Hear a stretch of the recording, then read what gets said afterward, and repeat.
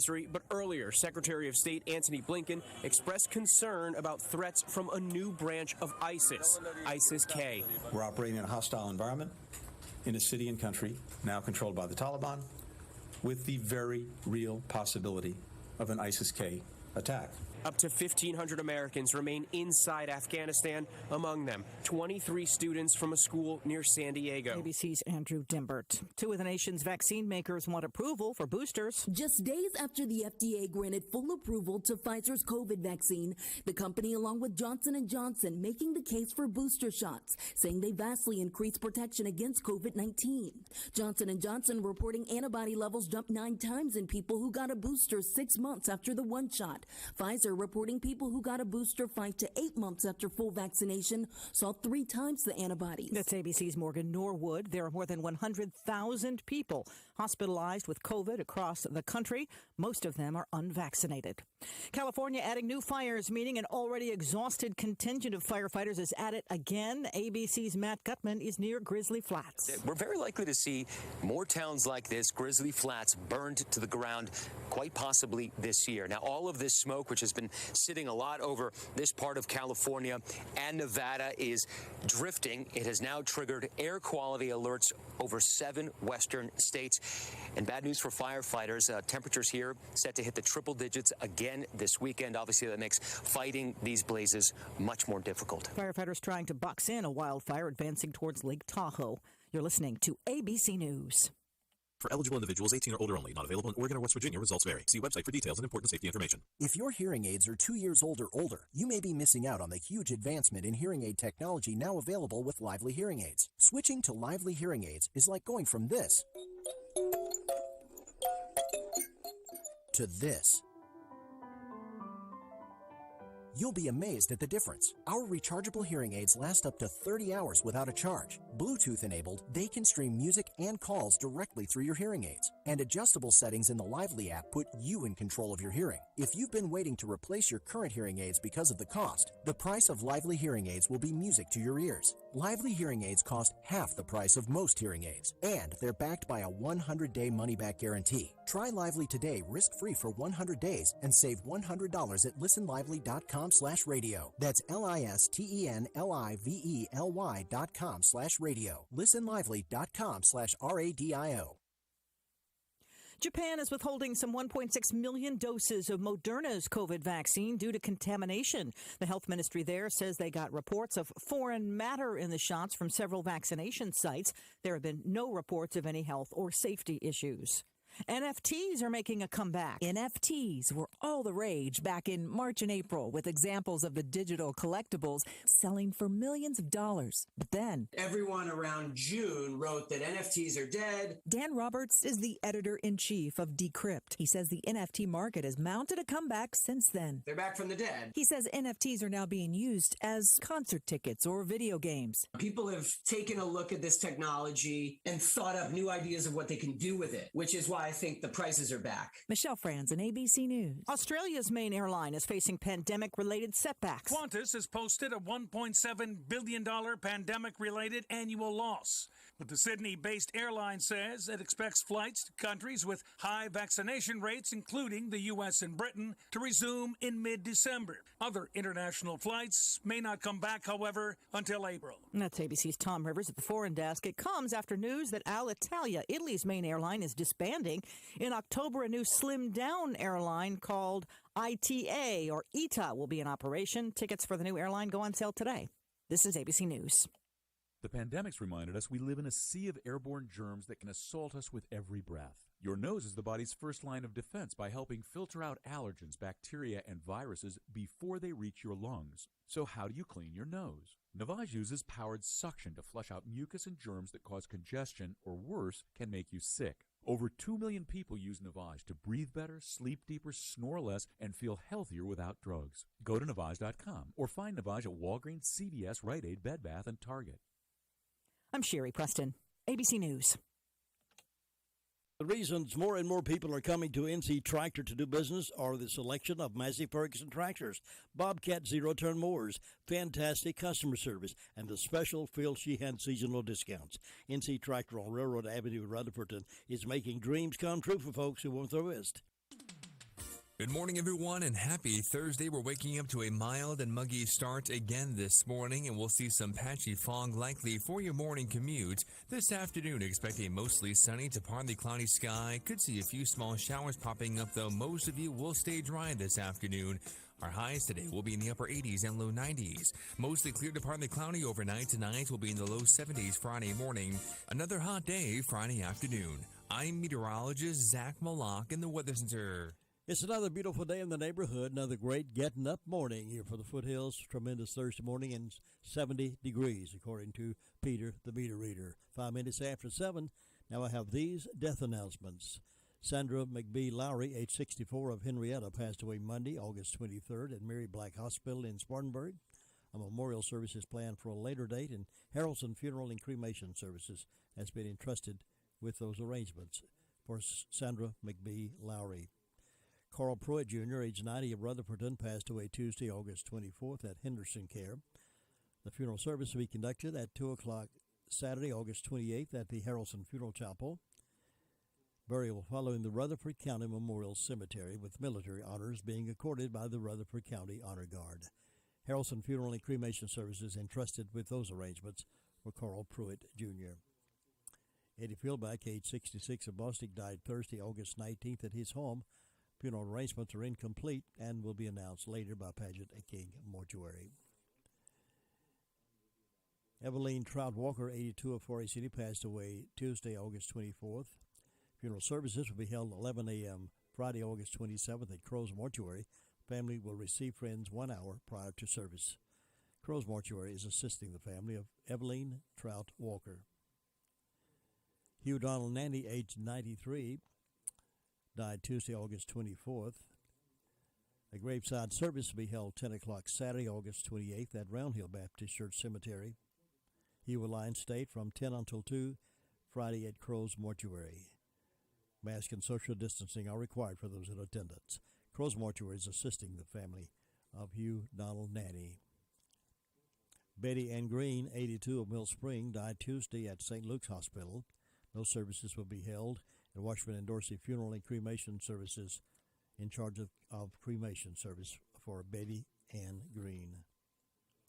Leroy Birch, age 93, of Rutherfordton, passed away Sunday, August 22nd. Funeral services, 12 noon today at Western Carolina Veterans Cemetery. Crow's Mortuary is assisting the family of Leroy Birch. Don Lepley, age 81, of Forest City, passed away Monday, August 23rd at Hospice of the Carolina Foothills. The funeral service will be conducted at 3 o'clock today at Holly Springs Baptist Church. Burial will follow in the church cemetery. Family will receive friends 1 hour prior to service time at the church. Harrelson Funeral and Cremation Services entrusted with the arrangement for Donald Epley. Georgiana Caroline Blair Jana, age 92, died Sunday, August 22nd. The celebration of Jana's life will be held at a later date. She was laid to rest at Round Hill Baptist Church Cemetery in Union Mills, and Crow's Mortuary assisted in that. Georgiana Caroline Blair. Audrey Jean Nix Renlett, age 79, of Forest City, died Monday, August 23rd in the Atrium Health in Shelby. A service from the graveside will follow. A funeral service will be held Friday morning, August 27th at 11 o'clock at Concord Baptist Church. Family will receive friends 1 hour prior to service at the church, and a service from the graveside will follow Friday afternoon at 3:30 at the Mount Zion Cemetery in Central South Carolina. Paget and King Mortuary in charge of those arrangements for Audrey Jean Nix Randleman. Peggy Joanne Loper, age 80, of Spindale, passed away Thursday at Accordius Health in Rutherfordton. A private family gathering will be conducted at a later date, and Harrelson Funeral and Cremation Service entrusted with those arrangements for Peggy Joanne Loper. Ronald N. Simpson of Rutherfordton died Saturday, August 21st at Atrium Health in Shelby. Ronald will be buried in a private committal service in the Pleasant Grove United Methodist Church Cemetery. The family is planning a celebration of his life in the coming months and will be announced when those plans are finalized. Paget and King Mortuary serving the family of Ronald N. Simpson. Remington Levi Spicer, infant son of Hannah Spicer and Brent Morrison of Mooresboro, died Friday, August 20th. Harrelson Funeral and Cremation Service has been entrusted with the arrangements for Remington Levi Spicer. Robert Avery Hoppus, age 79 of Bostic, died Monday, August 23rd at Atrium Health, Cleveland and Shelby. A graveside service will be held privately for the family at Carruth Baptist Church Cemetery, and the Pageant and King Mortuary is in charge of those arrangements for Robert Avery Hoppus. Adam Richard Franklin Green, age 47, passed away Tuesday at Rutherford Hospital. Services will be private, and Crow's Mortuary is assisting the family of Adam Green. Jeffrey Vincent Washington Jeff, age 60, died Tuesday, August 24th. A private service will be held by the family, and Crow's Mortuary is assisting the family of Jeff Washington. Richard Nixon asked, "What have I done?" Currently, we have a president who must ask the same question multiple times a day, but for a very different reason. It's not self-reflection. It is simply what people who are suffering from mental decline ask themselves all day long. These are perilous times. Many Americans are not waiting for the government to help out. From our southern border to Afghanistan, Americans are finding ways to protect themselves from their government's failed policies and their failing president. Digital Dunkirk is a good example. Digital Dunkirk is a network of veterans and other experts who have united on social media to help thousands flee the Taliban in Afghanistan. The operation takes the name from the famed civilian-aided retreat of British and Allied forces from France during the Second World War. Although the situation has become dire, the American people have proven once again that we are an exceptional nation because of our exceptional nature. Once again, government has become the problem, but we are the solution. Investors, Bill O'Reilly here. Are you sitting on capital or wanting to diversify? The NRIA Real Estate Development Fund provides returns right now. They capitalize on strategic markets. They offer payouts of 10% annualized returns plus bonuses up to 21%. They are a 15-year industry leader who have seen it all. Start your due diligence at nria.net or call 800-800-1414. That's easy. 800-800-1414. An offer of securities is only made by the NRIA Private Placement Memorandum. Read it first. Past performance does not guarantee future results. NRIA is a real estate development firm. Learn more at nria.net. This is James T. Harris from 550 KFYI, filling in for Bill O'Reilly. Thanks for listening to the O'Reilly Update Morning Edition. Good morning.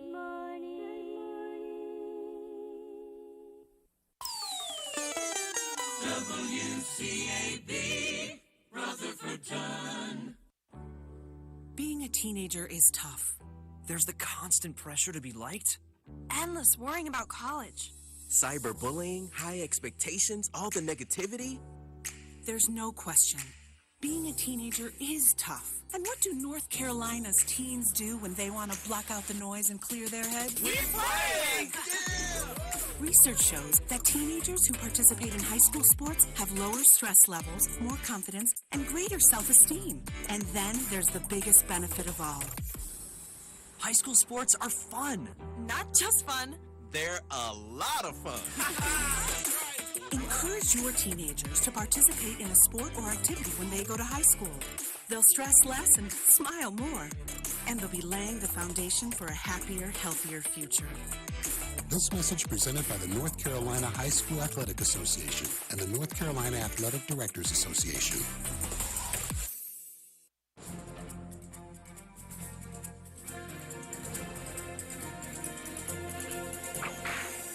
In the Old West, it wasn't unusual for men to walk on both sides of the law, sometimes a lawman and other times an outlaw. One of the best examples of this is James Brown Miller.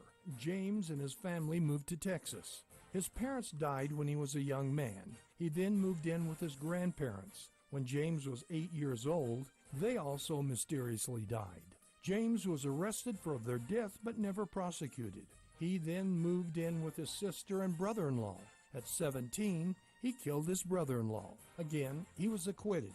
Running out of relatives to kill, James started hiring out his services, charging between $50,000 and $2,000. By now, James Brown Miller was developing a reputation and appropriately a name change. He became just Jim Miller. Actually, it was more than Jim Miller. It was either Killin' Jim Miller or Killer Jim Miller. He was also known as Deacon Miller, but that's another story. By his own account, he committed more than 50 murders. Now, it's interesting to note that during this time, Jim also spent a lot of time as a lawman. He was a lawman in San Saba, and a deputy sheriff in Reeves County, and later a town marshal in Pecos. And unbelievably, on August 22, 1898, Jim Miller was hired by the Texas Rangers and served with them for almost 2 years. But Jim Miller's treks on both sides of the law abruptly ended when, at the age of 43, some disgruntled citizens took him to the barn and hanged him. You've just heard another story from Old West Radio. I'm Dakota Livesay. Put Jesse James Railroad Express on your lunch calendar. He has a menu chocked full of fresh cooked burgers, fresh salads, hot dogs made any way you like, taco salads, specialty burgers, sandwiches, french fries, or onion rings. Enjoy refreshing milkshakes, Coke floats, or a cone of hand-dipped ice cream. Open Monday through Saturday, 11 to 4, closed Wednesday and Sunday. Jesse James Railroad Express, 531 Railroad Avenue, Ruthverton. Call 828-447-4644. Mondays only. Hot dogs with mustard, chili, and onions for only $1.24 each. All aboard the Jesse James Railroad Express. All right, let's get started this morning on this tremendous Thursday morning. Find out what's been going on around our county in the past 24 hours or so. And we stop first at the Sheriff's Department and we speak with Sheriff Chris Francis. Good morning. How are you? I'm well, Jim. I hope you are. I'm indeed. Getting close to the weekend and we get happier and happier every day. This is true. Tell us what's been going on. In the last 24 hours, the Rutherford County Sheriff's Office has responded to 182 calls for service. There have been 19 arrests processed at county jail. Currently incarcerated, we have 210. Among those arrested, Eva Agna Barnes, 31-year-old female resident, was charged with 4 counts of failure to appear and received a $5,500 secure bond. Angela Darlene Jefferson, 32-year-old female of Forest City, was charged with communicating threats, stalking, and trespassing and received a $2,000 unsecured bond. Ralph Lee Hutchins, 55-year-old male of Rectum, was charged with breaking and entering, received a $1,000 unsecured bond. Shanae Palmer, 28-year-old female of Spindale, was charged with failure to appear and received a $500 unsecured bond. Braddock Samuel Littlejohn, 38-year-old male of Forest City, was charged on a fugitive warrant out of South Carolina and received a $10,000 secured bond. Terry Lee Beck, 54-year-old male of Forest City, was charged with interfering with a fireman and injury to property and received a $500 secured bond. Larry Chase Fowler, 37-year-old male of Mooresboro, was charged with 4 counts of failure to appear in possession of a stolen vehicle, received an $11,075 secured bond. Jaqueve Marcel Edwards, 32-year-old male of Forest City, was charged with assault inflicting serious injury, 8 counts of assault with a deadly weapon, possession of firearm by felon, and received a $505,500 secured bond. Jaqueve was wanted at the Forest City shooting off of Wells Drive from Saturday night, and deputies took him in custody at his home off Vance Price Road, or near his home, last night. Among our instance, we had a found property off of Westbrook at a building site. Someone had found a bone and thought it was possibly human. We were able to get that in front of 2 different anthropologists, and they made independent decisions that it was not of a human bone. This property that's being built on has been a farm, used as farmland in the past. Had a larceny of a motor vehicle on Jack McKinney Road. It was a 2005 Nissan Altima, green in color, valued at $700. Had a larceny on Fire Truck Road in Forest City, where a diamond band with 3 diamonds has been taken from inside the residence. Had a fraud call on Allen Ford Road in Mooresboro, where $279 was used out of the victim's bank account from a cash app that he did not authorize. And had possession of a stolen vehicle on US 221 and Duke Power Road, Roveton. Same was a burgundy 1999 Ford F-250 valued at $5,000. Had been stolen previously out of Spartanburg County, and this is where we charged Larry Chase Fowler. We found him in possession of that vehicle at that location. Jim, that's what we had to report today. Sheriff, Rutherford County borders Polk, Cleveland, and McDowell counties in South Carolina. What kind of working relationship does your department in Rutherford County have with the other counties close by? We have extremely close relationships. I've spoken to Sheriff Norman this week from Cleveland County, also to Sheriff Wright there in Polk County this week. We're continuously communicating. Sheriff Buchanan and I are also very close. Also Sheriff Wright there in Spartanburg County. We all get along very, very well. Also be getting in touch with the sheriff there in Cherokee County, South Carolina as well. We communicate on usually about a monthly basis. All of us have each other on speed dial and get in touch with each other, and our deputy sheriffs work very, very closely as well. We have good relationships, and our investigators work well together, and crime doesn't stop at the borders or the county or state lines, so we continue to work together to seek justice. I thought that was the case. I just wanted to make sure that everybody's working together because we're so close together. These folks run across county lines all the time, so it's good to know that. I always answer the phone when no sheriff calls, and it happens very, very often. And again, they always answer mine. Again, just yesterday I was on the phone with Sheriff Wright there out of Polk County, and earlier this week talking to Sheriff Norman there in Cleveland County. We get along very, very well, and for good cause, we communicate well. Sheriff Chris Francis, thank you very much. Appreciate you being with us, and we'll talk to you again real soon. Thank you. Bye-bye. Bye-bye. You know, there is a lot of misleading information about Medicaid eligibility. The Arledge Law Firm would like for you to know the truth. For instance, if you need a nursing home, Medicaid will take your home. That's not true. Another one is, if you transfer assets, you have to wait 60 months to qualify. Again, not true. And this big one, if you're already in a nursing home, it's too late to protect your assets. Not true, not true, not true. Call attorneys Gerald N. Willis, Kent Baldwin, or Martin Gerard at the Arledge Law Firm and get free consultation and learn the truth. It's more likely than you think that you may qualify for nursing home care and not lose everything you own. It's worth a call to Arledge Law Firm at 287-3338, located on East Court Street in Rutherfordton.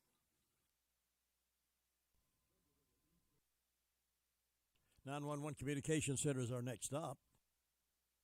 And Lindsay is on the phone to give us the update. Lindsay, how you doing? Good. How are you? Good. What's on your report? In the past 24 hours, Rutherford County Sheriff's Office 911 Communications has processed 515 911 calls and administrative calls, which consisted of 57 EMS, 23 rescue. Under law enforcement, 182 Sheriff's Office, 45 Forest City, 7 Lake Lure, 44 Rutherfordton, and 63 Spindale. Under fire calls, Chimney Rock and Lake Lure had motor vehicle accidents. Forest City had a vehicle fire, and Forest City also had an industrial fire alarm. And that is all. Thank you so much. You have a good day. Thank you. You too. Thinking about the departure of a loved one through death is a subject we don't like to talk about. However, pre-planning or prepaying for a funeral is a consideration and responsible thing to do. With so many options available today, it's important to speak with someone you can trust and someone who can help you find a balance between the emotional, spiritual, and financial needs of your loved ones. Crow's Mortuary and Crematory is recognized as one of the best family-run funeral homes. It's a family tradition, and they know how to care for your family. Any questions you might have, they will be happy to answer. Call Crow's Mortuary and Cremation Services at 286-2304. 24 past the hour of 7. We're going now to SDO Fire District, and Ruby Taylor is there to give us the news. Ruby, good morning. Good morning. What's on your report? Well, the fire department's been quiet. And on my birthday calendar, I've got Dawn Bostic, Mary Helen Vickers, and Greg Pardon having birthdays today, and hope they have a nice day. Signs are in the head today and the neck tomorrow. So if you have a pain there, you got the signs. So that's all I got, Jim. I know a few folks who cause a pain in the neck, but that's another story. Well, ain't nothing you can do about that except it can go on. That's right. Ruby, thank you very much. You have a great day. You too. Bye-bye. Does your financial advisor take the time to really listen to you? Is your financial strategy personalized for you and your family? Will your financial advisor be there as your life and financial situation change?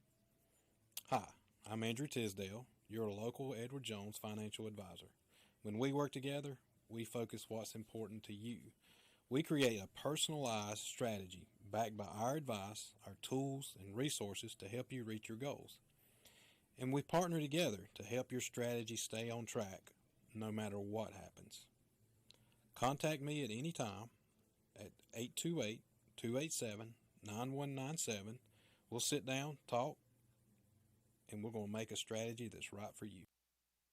All right, we're going now over to the Fairfield Mountains Fire District and check on things, and we'll see what Gary Wilson has to tell us this morning. And here's Gary Wilson now on the phone to tell us. Good morning, Gary. Good morning. How you doing? I'm doing well. How are you doing this morning? Doing hanging in there, I guess. How about you? Yeah, I'm just about hanging in by a fine-tooth comb. By a thread or two? Yeah, that's about right. Well, that's better than not hanging at all, I guess. That's a good thing. Well, we're quiet up here this morning. No fire calls overnight. Sitting on about 70 degrees, and not quite as hot yesterday as it was the day before, but plenty hot enough. So enjoy the summer while we got it, I guess. We'll be complaining about wintertime pretty soon, I guess. It won't be long. It won't be long as it's around the corner. But everything's been peaceful over here overnight. I think Bills Creek had one call yesterday, and that's about all we had going on in this area here. So it's been a quiet 2 or 3 days up here for us. So we'll see how long that'll last. Gary, you see any deer running around your place much up there? Oh, yeah, I got them right here in my backyard. All the time. You see them here about every morning crossing the road, and in the afternoon going back across. And there's a good many around. My daughter seen a bear yesterday over here on Bills Creek Road, come run across the road in front of her and jump the guardrail, so it looked like doing a swan dive over the guardrail. Really? It was a big old bear. Wow. I told her she just got out and petted it. He probably just wanted a little attention. A little few cookies or something. She decided to keep going. Now, what kind of bear is generally up that way? Is it brown bears? Black bear. Black bear? Black bear, yeah. Yeah, you see them around. They're about here. I've seen them here in the backyard at my house before a time or two. But you leave them alone, they'll leave you alone. I hope you're right. I like to see them myself every once in a while just to look at them. I ain't going to go out and try to get too acquainted with them, but at a distance, they're a pretty animal. Yeah, every time I go up on a mountain trip, I always think I'd love to see a bear standing on the side of the road, at least get a good look at one, but I never do see them.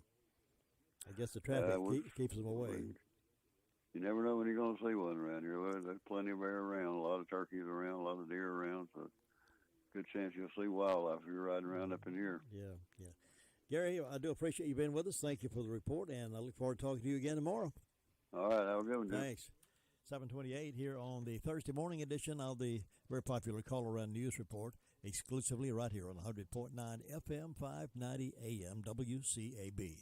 Your car's best friend can be RS Speedy Lube Service Center.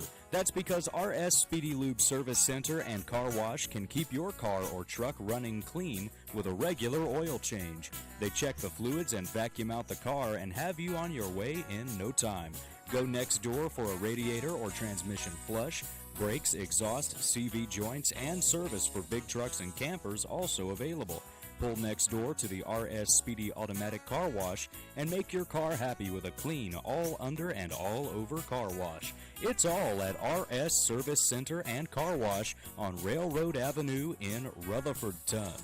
Let's say good morning to Bob Hodge. He's over the Hudlow Fire District this Thursday morning. Bob, good morning. Well, good morning. How you feeling? We're doing just fine up here this morning. The sun's coming up, and the birds are singing, and everything's looking good up here this morning. See any bears around your place? No, I don't want to see any. Oh, we got enough wild animals around here without bears there. Well, I know. Yeah. I know what you mean. A lot of wild people, too, running around. Oh, we got a lot of wild people running around. I guarantee you that. Yeah. I don't know.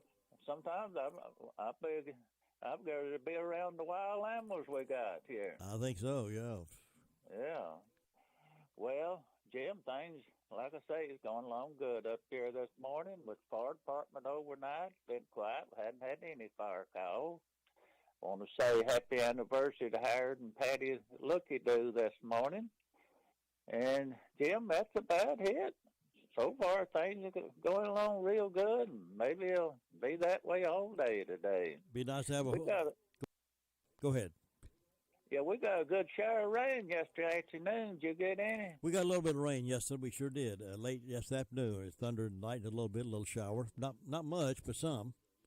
Oh, we got, I guess, about a half inch there in just a little while. So it poured for a while. So we must have been right under it then. Yeah, you probably so. Yeah, I saw it I saw it coming around the dark in the sky there, coming our way, and we knew it was going to get something. But it didn't rain very long or very hard. But did have a little thunder, a little lightning, enough to keep my dog scared. Well, yeah, scare them good, huh? Well, Jim, you take care and have a good day over there. Thanks, Bob. I hope you do too, and I will see you tomorrow. All right. Bye-bye. Bye-bye.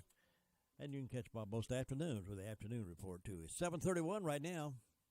Farm Bureau Insurance doesn't hire celebrities to push auto coverage. We think people might like to make decisions based on service and savings, not just because that guy from that show says it's a good idea. Instead of faces you know from your TV, we offer faces you know from your neighborhood, because we're headquartered in North Carolina with local agents right in your town. That's really the only thing we want to be famous for. North Carolina Farm Bureau Insurance. Helping you is what we do best. In Rutherford County, please call 287-2428.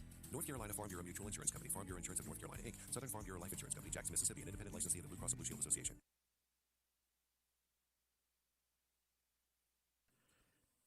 Now let's say good morning to Sue Price, and she's over in the Sherry Mountain Fire District, has a report for us today. How you doing, Sue? Good morning, Jim. I'm doing good. Hope you are. Yeah, I'm doing good. Birds are singing over your way? Oh, yeah. Yeah, good. Birds are out at the feeder, and the sun's coming up, so it's going to be another hot day, I guess. Yes, I think so. But anyway, it's August, and we have to expect it to be hot. But August is about gone, isn't it? It is. It really is. A couple more days, and it'll be it. I know. It's passing by. Well, let's see. I didn't have any calls from the fire department. I don't have any birthdays or anniversaries on my church calendar, on my personal calendar. I've got an anniversary from Martin and Paulette Van Dyke, so I hope they'll have a good day today. And nothing on Fairviews today. So not too many celebrating that I know of. That will help anybody that's having a birthday or anniversary will have a real good day on their special day and enjoy it. And in my announcements, the Piney Mountain Boys will be at Duncan's Creek Church Sunday during the morning worship service. And I think that's the only announcement I have. It's just quiet and calm over this way. Everything going pretty good, and we're looking for a good day, and I hope you'll have one, Jim. Thanks, Sue. I'll see you tomorrow. All right. Bye-bye. Bye-bye.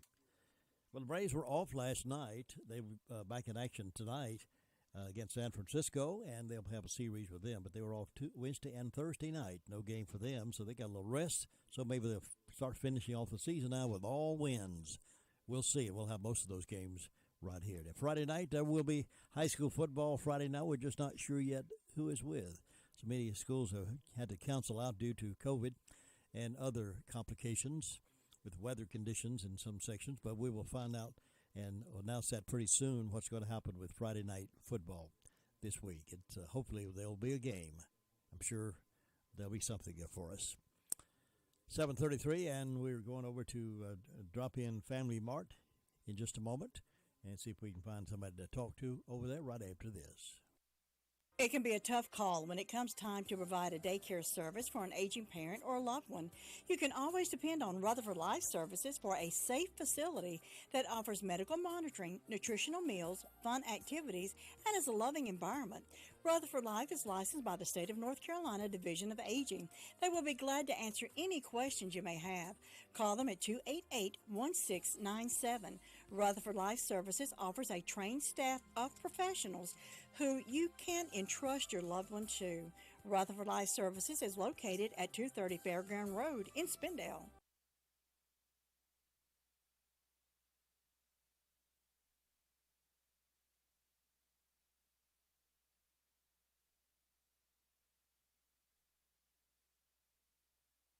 Well, I don't know how long it's been since you've had an opportunity to do this. It is over in the Washburn community. For some of you, that's some drive, but it's worth the drive to go to Washburn Store. Folks come in from all over the country to Washburn Store, so it's nothing for us wherever you live in the sound of my voice, to drive to Washburn Community and step back in time in Washburn Store.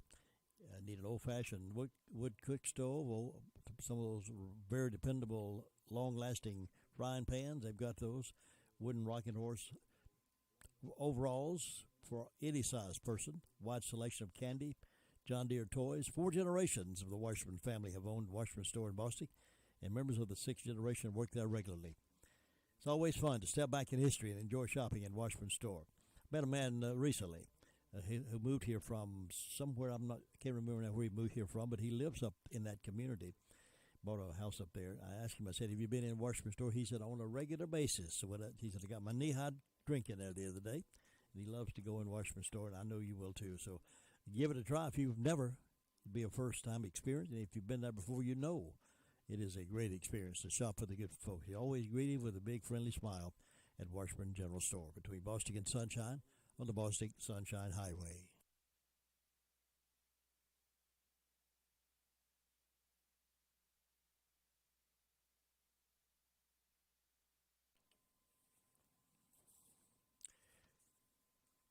Can't get into touch with folks that drop in Bostic, drop in Family Grocery at Bostic. They're busy this time of day, but I do encourage you to go by there and visit not only their deli, where they do a great job for breakfast and lunch with your favorites, and including pizza now, but I want you to check out that meat market, the fresh meat market, cut fresh every day. Steaks, pork chops, roast, filet mignon, and they would love you to come by and shop with them and see for yourself what a great thing we have here in Rutherford County in Bostic, North Carolina. And enjoy some of that chicken from Major Lee's Chicken, potato wedges, pizza, beef dogs. They'll help you with your groceries if you need help. Call your order in, have it ready for you. Personal service like nobody else is available for you and yours at the Drop-In Family Mart in Bostic. Bostic Sunshine Highway right across from the P.O. All right, let's head towards Shingle Hollow now and talk with Tina White, see if she is available for us this morning. Good morning. Good morning from Shingle Hollow. How you recuperating? Pretty good? Yeah, recuperating well. Good. It's 70 degrees up here in Shingle Hollow this morning. Sun's coming up, bright and beautiful. Birds are singing. Dew on the grass. No bears in this area, though. How about what about butterflies? Yeah, the butterflies. Yeah, butterflies and hummingbirds. Yeah. They're so beautiful.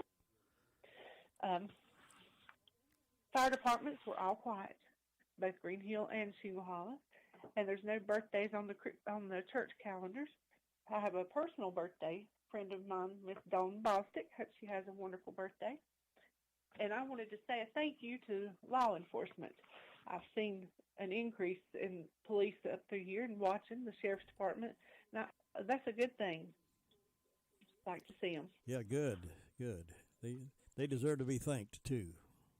Yes. They put their lives on, out there for anything, and we need to be very thankful for that. Their lives on the line. That's all I got today. Back the blue. Yeah, that's right. So you're okay? You're doing okay? I am doing good. Yes. Good. All right. Tina, thank you very much for being with us each morning. And you have a wonderful day, and I'll see you back here tomorrow. Okay. Everybody stay safe. Bye-bye. Bye-bye. Shingle Hollow, nice and quiet this morning. Tina White reporting in to us at 7:39 now. Thursday report continues as we make our trip up the hill to Union Mills area to the Kelly Farm and talk with Brenda Kelly.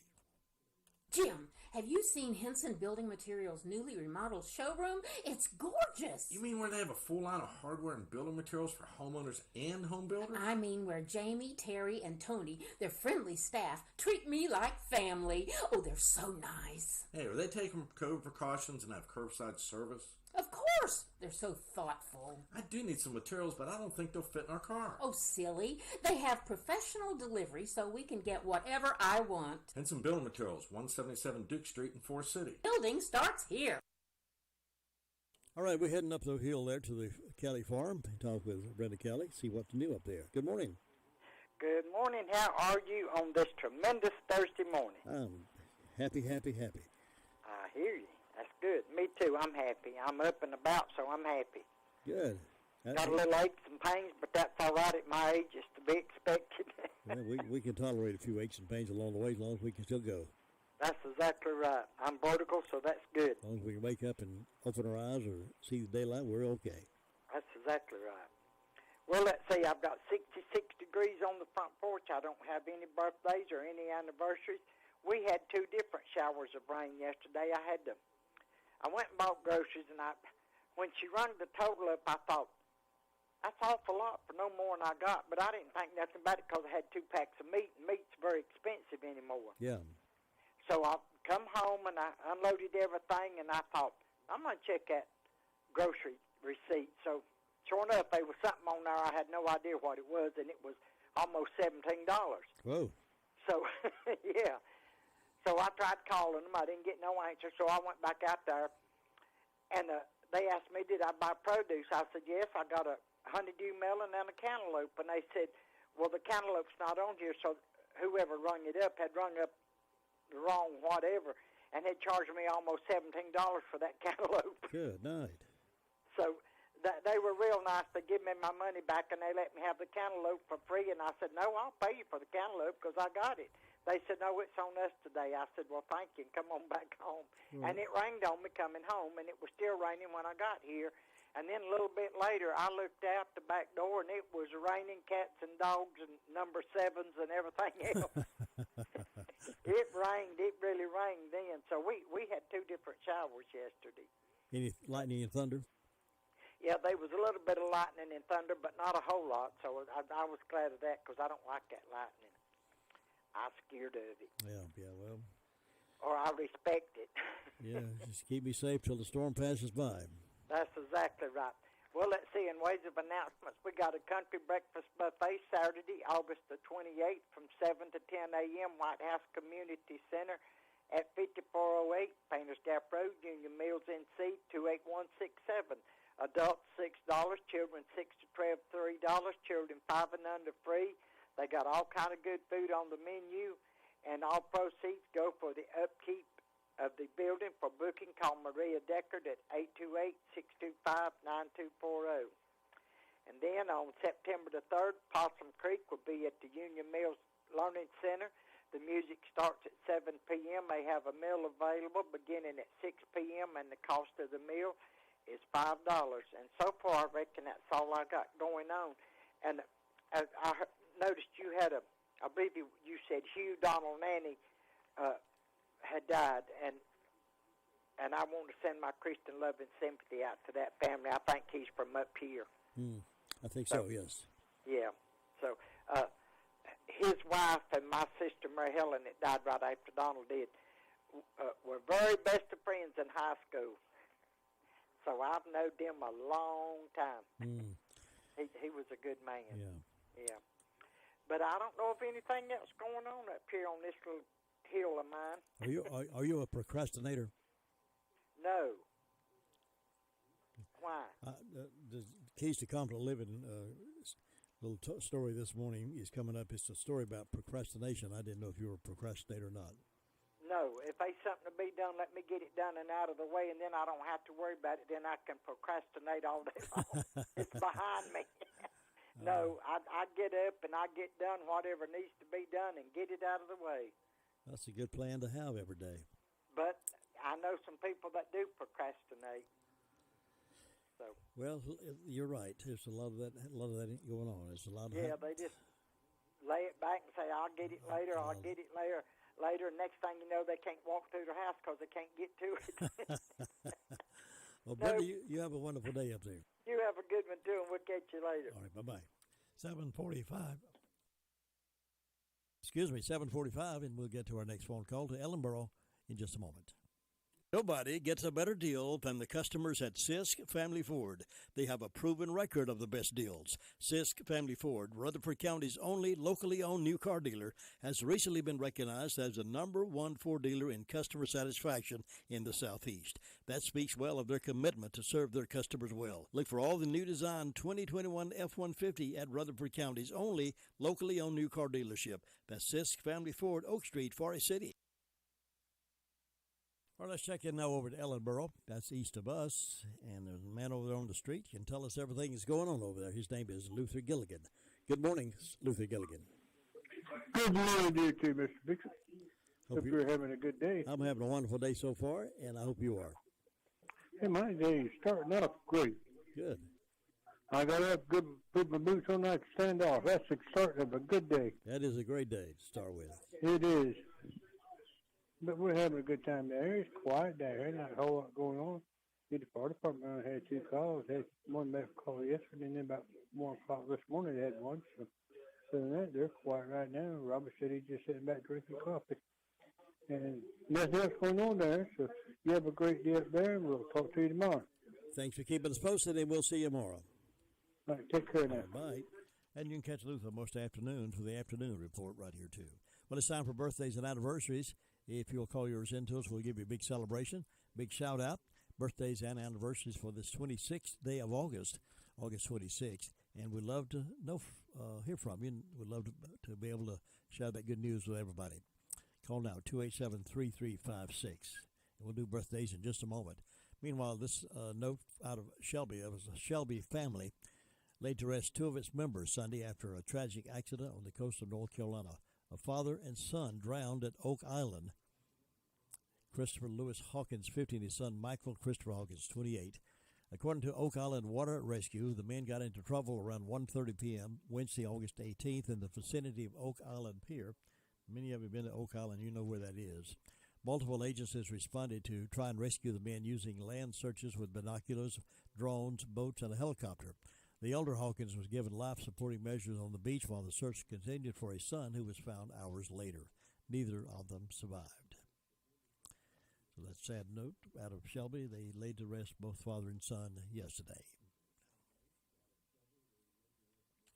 Well, if you're looking for a good meal and you love pizza, then look no further than Granny B's in Spindale. They got a great pizza over there, Granny B's Deluxe. You'll enjoy that. You can maybe even choose your own toppings if you like, but you can order that, get that order in, and they will have it ready for you if you want to order before you go home tonight. Here's the phone number, 286-9012, 286-9012. Call them, and they'll have it ready for you, or go by maybe for lunch and have some pizza. Either way, be sure that you enjoy Granny B's Combo Pizza. West Main Street, Spindale at Granny B's, and pick up a bag of those delicious Daylight Donuts while you're there. Happy birthday.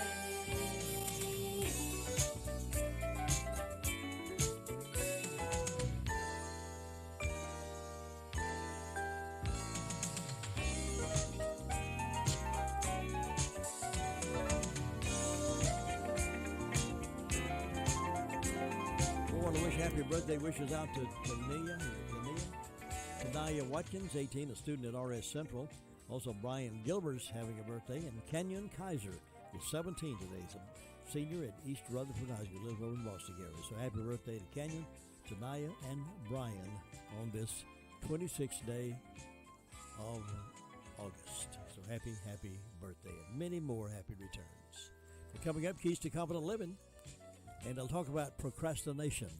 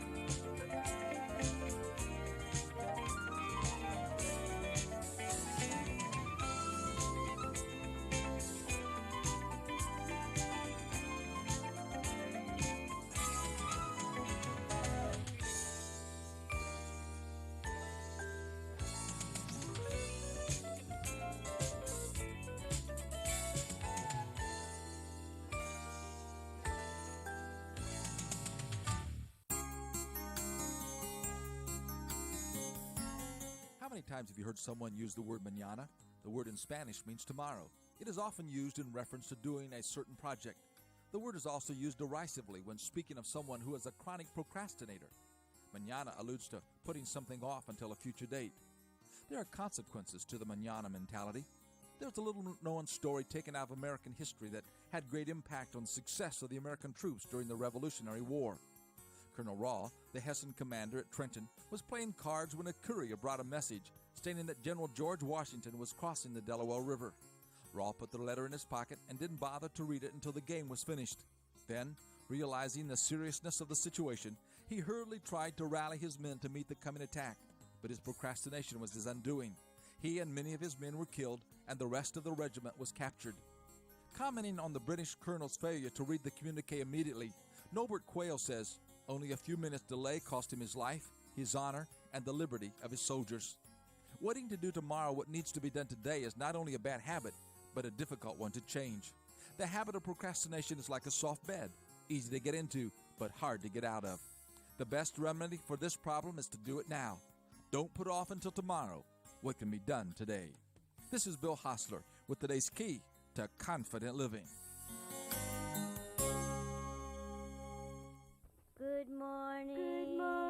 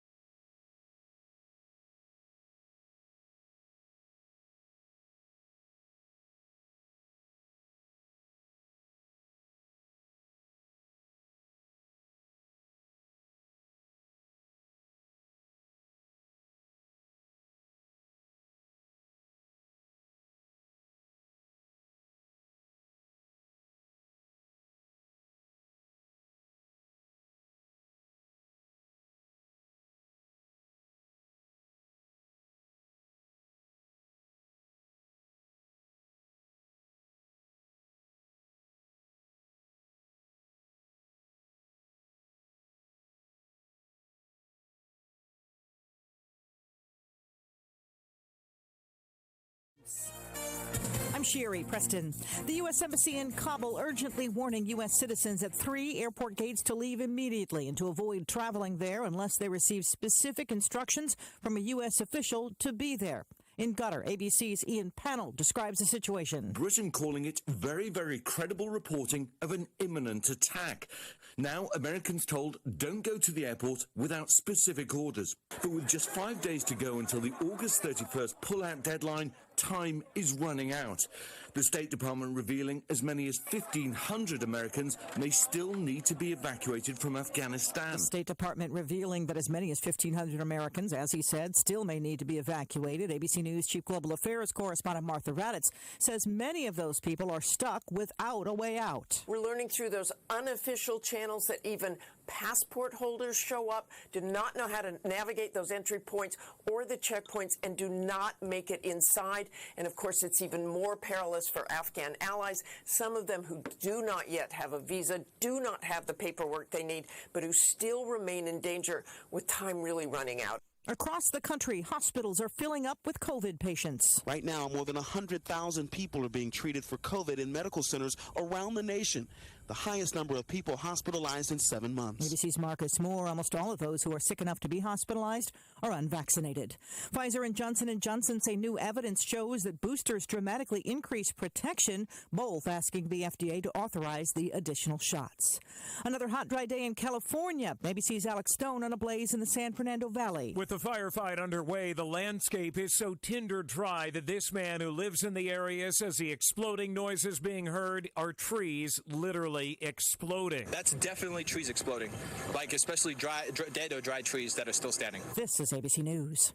Ad paid for by CompleteCar.com. This is a special alert to all Americans who own a vehicle with less than 200,000 miles with an auto warranty about to expire or with no warranty coverage at all. Due to the COVID crisis, we are announcing a low-cost extended service plan that is now available to the public to save any driver out-of-pocket expenses on auto repairs. Call now to find out how you can pay nothing for auto repairs. Yes, you heard that correctly. Pay nothing for auto repairs. An open phone line has been established for all drivers to call for a free quick quote. Call 800-549-1980 now. Drivers who are covered by this auto protection will not have to pay for a covered repair bill again. This auto coverage is at an all-time low, much lower than what dealerships are charging. Additionally, drivers who activate this auto coverage today will also receive free roadside assistance, free towing, and free rental car at no additional cost. Call for your free quick quote today. 800-549-1985. 800-549-1985. What do you have to lose? Again, 800-549-1985.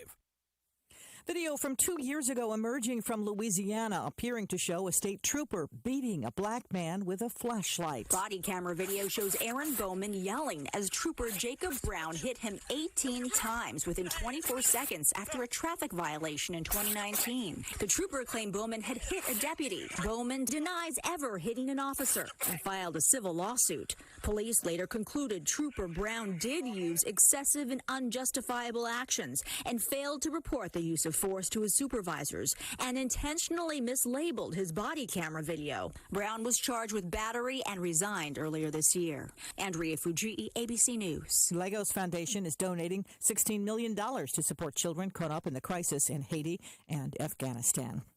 A dad in Texas making quite the statement at a school board meeting. James Akers showing his support for mask mandates by stripping down to his underwear. At work, they make me wear this jacket.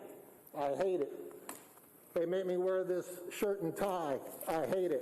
Akers making the point that there are certain school constructs we all abide by, telling the Dripping Springs Texas School Board it's simple protocol. School Board President Barbara Stroud, however, said, "If you would mind putting your pants back on for a comment, that would be appreciated." Masks in schools currently are optional in the Dripping Springs District. This is ABC News.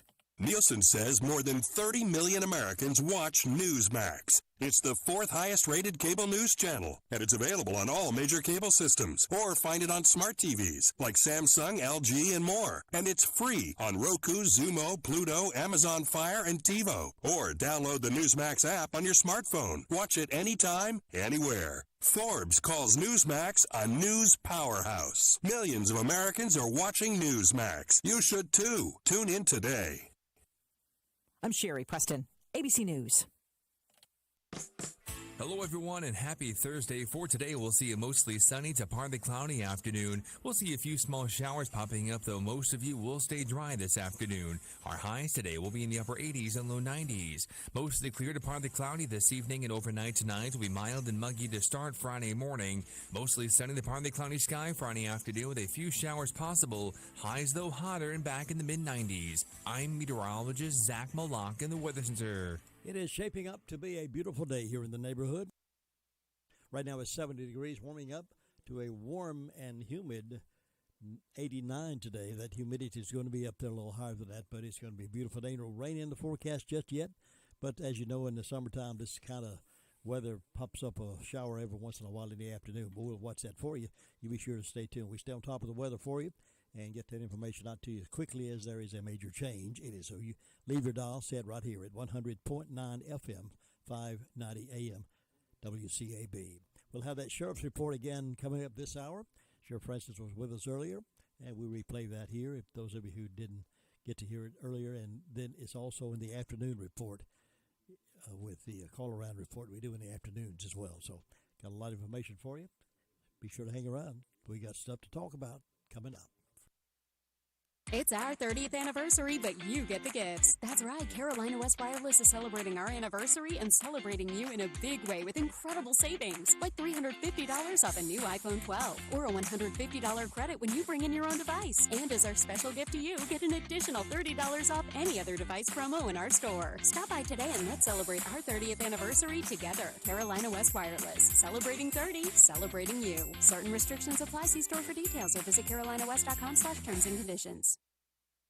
Now let's look at some stories from here and there from the local and regional papers. Daily Courier is reporting that 6 weeks remain for citizens to register in order to vote in the November municipal elections. New registrations continue to be processed at a slow yet typical pace for a non-presidential election year, according to Rutherford County Elections Director Dawn Lovelace. As of Tuesday, Rutherford County has 45,162 total registered voters. That's total registered voters, 45,162. Republicans make up the largest voting bloc with 19,118 voters. The next largest bloc is unaffiliated with 14,445. This is followed by Democrats with 11,361. There are 238 registered Libertarians.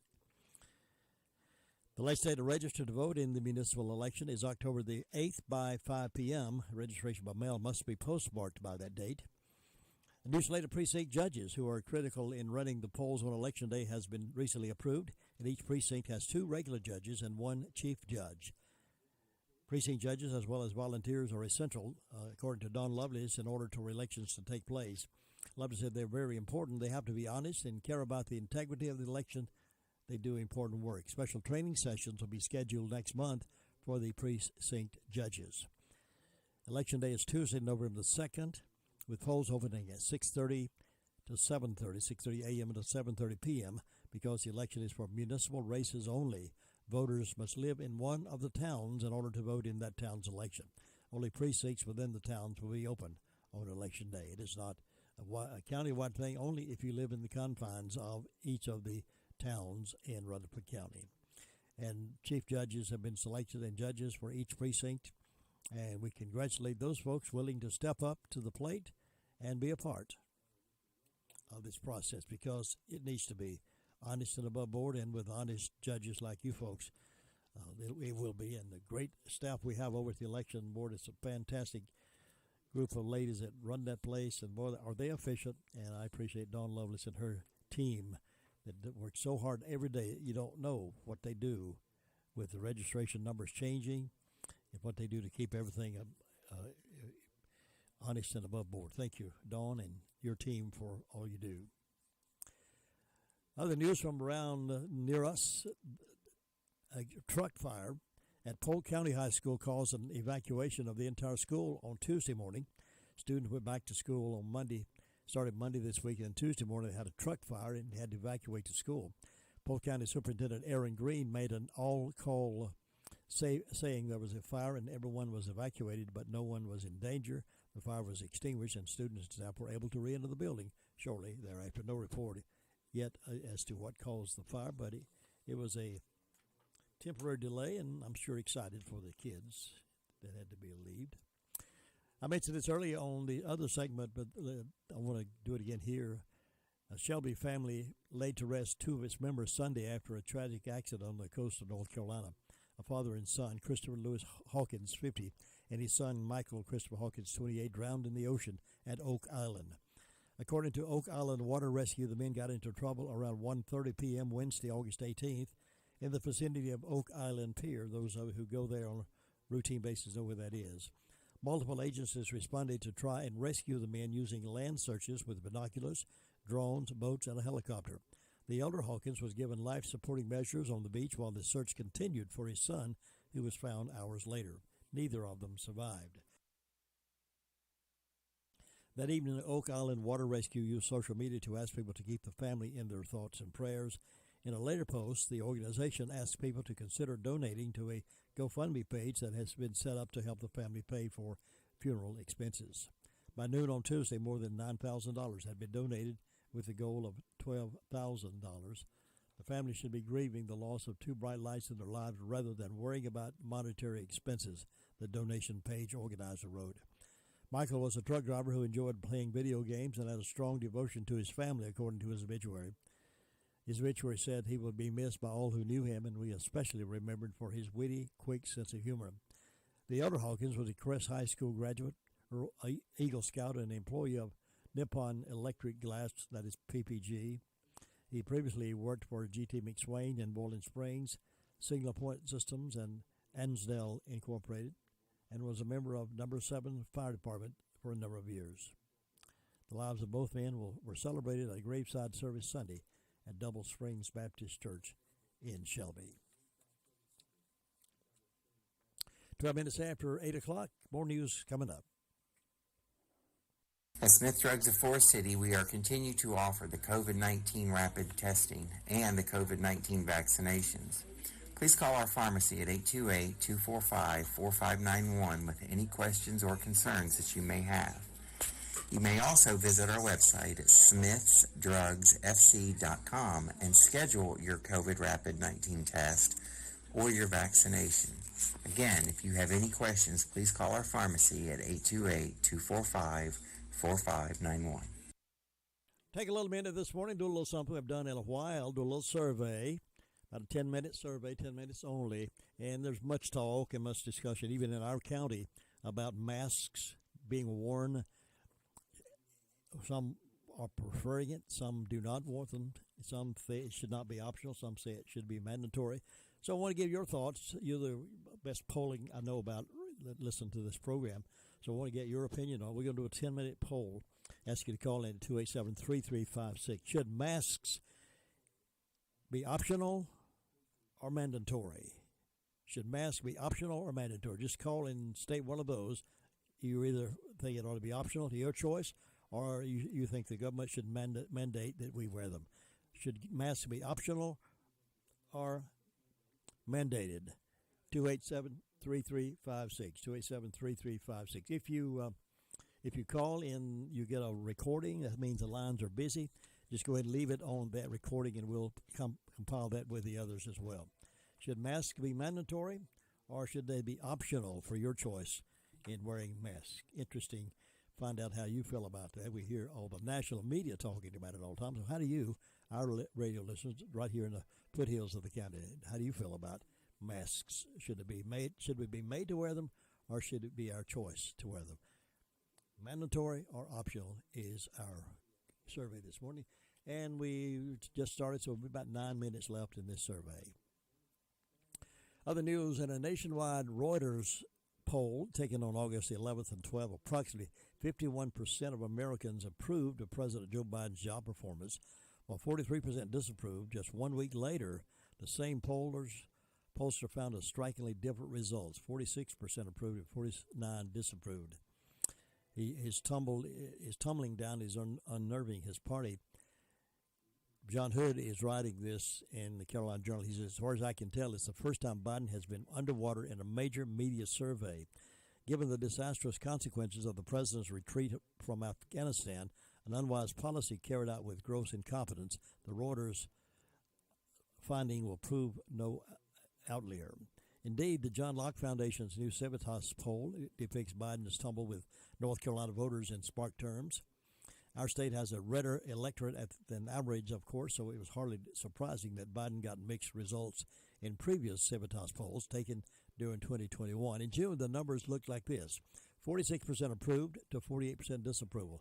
In the just released August poll, however, only 42% of North Carolinians approved of the president's job performance, while 53% disapproved.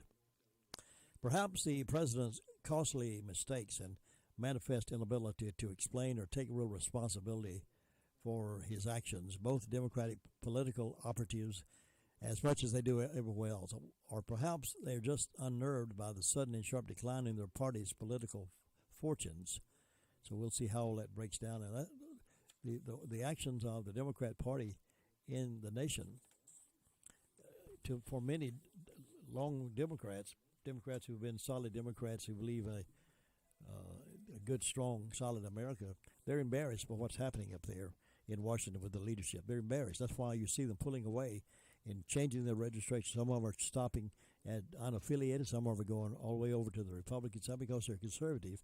And they see that action in Washington with Nancy Pelosi and Chuck Schumer and the president, the vice president, and the henchmen there who just try to impeach everybody and kick everybody off and all that circus they pulled with Kavanaugh's hearing. They got embarrassed by all that, and so they're leaving the party. It's not the party. They're saying the party has left them, so they're not for all of that. So they don't want to be associated with it. We're about we have about 6 minutes left in our poll. The poll this morning is: do you think masks should be optional or mandatory? Optional or mandatory? Just one choice. All you got to make. Call and say optional or mandatory. And we're taking a little poll. We'll decide once that poll is closed. We will announce the results of that. And like I said a moment ago, if you call and you get a recording, it means the lines are busy. Just leave it on that recording, and we'll go back and compile that with the rest of them. And we'd like to know. You have a great voice in the decisions that are made, and sometimes your voice is pretty much in line with what's happening. So I'd like to hear what you think about that. Are masks, should they be optional or should they be mandatory for us to wear? Well, you hear a lot about Samaritan's Purse. I know many of you contribute to that, or maybe you volunteer at Christmas time for that. Well, Franklin Graham's Samaritan's Purse takes matters into its own hands to get hundreds out of Afghanistan right now. The Christian nonprofit Samaritan's Purse is joining with other groups to evacuate Americans and others from Afghanistan and amid the Biden administration's failed military withdrawal. Franklin Graham tweeted, Samaritan's Purse is partnering with organizations to get men, women, and children out of Afghanistan. Read more about our response in the country and join us in praying for the thousands of innocent people affected by this crisis. According to Franklin Graham, he wrote in a Twitter post on Tuesday morning. So if you want to learn more about it, you can go to his Twitter page or into Samaritan's Purse and find out more about what's being done. And it seems that that's what's going to have to happen with organizations such as his and non-political groups just go in and do those kind of things, because the administration, from all appearances, not quite sure what to do. They say they're pulling people out, but there will be thousands of people left over there, Americans left over there, and our friends that have helped us over the years, many of them are going to be left over there. And it's a shame that it's been handled the way it's been handled, but then that's the kind of leader we have up there right now. But thank goodness Samaritan's Purse and folks like that are doing some positive thing. Douglas Golden of the Western Journal wrote, there was about an American woman trapped in Afghanistan. She pleads, quote, "We are in danger, Mr. President. Please help us." It often takes a while for a president and his Confederates to settle on an explanation for a tragedy that he's responsible for. First, President Biden's administration insisted that the situation in Afghanistan was all former President Donald Trump's fault. Then the explanation was that there was no way to anticipate the rapidity with which the Taliban took over the country. Well, you do your homework, folks. They're in the position. If we had a good intelligence operation, they should have known this intelligence. But they sort of like they went to sleep. Made this call and went to sleep. Now, the explanation is everything's going great.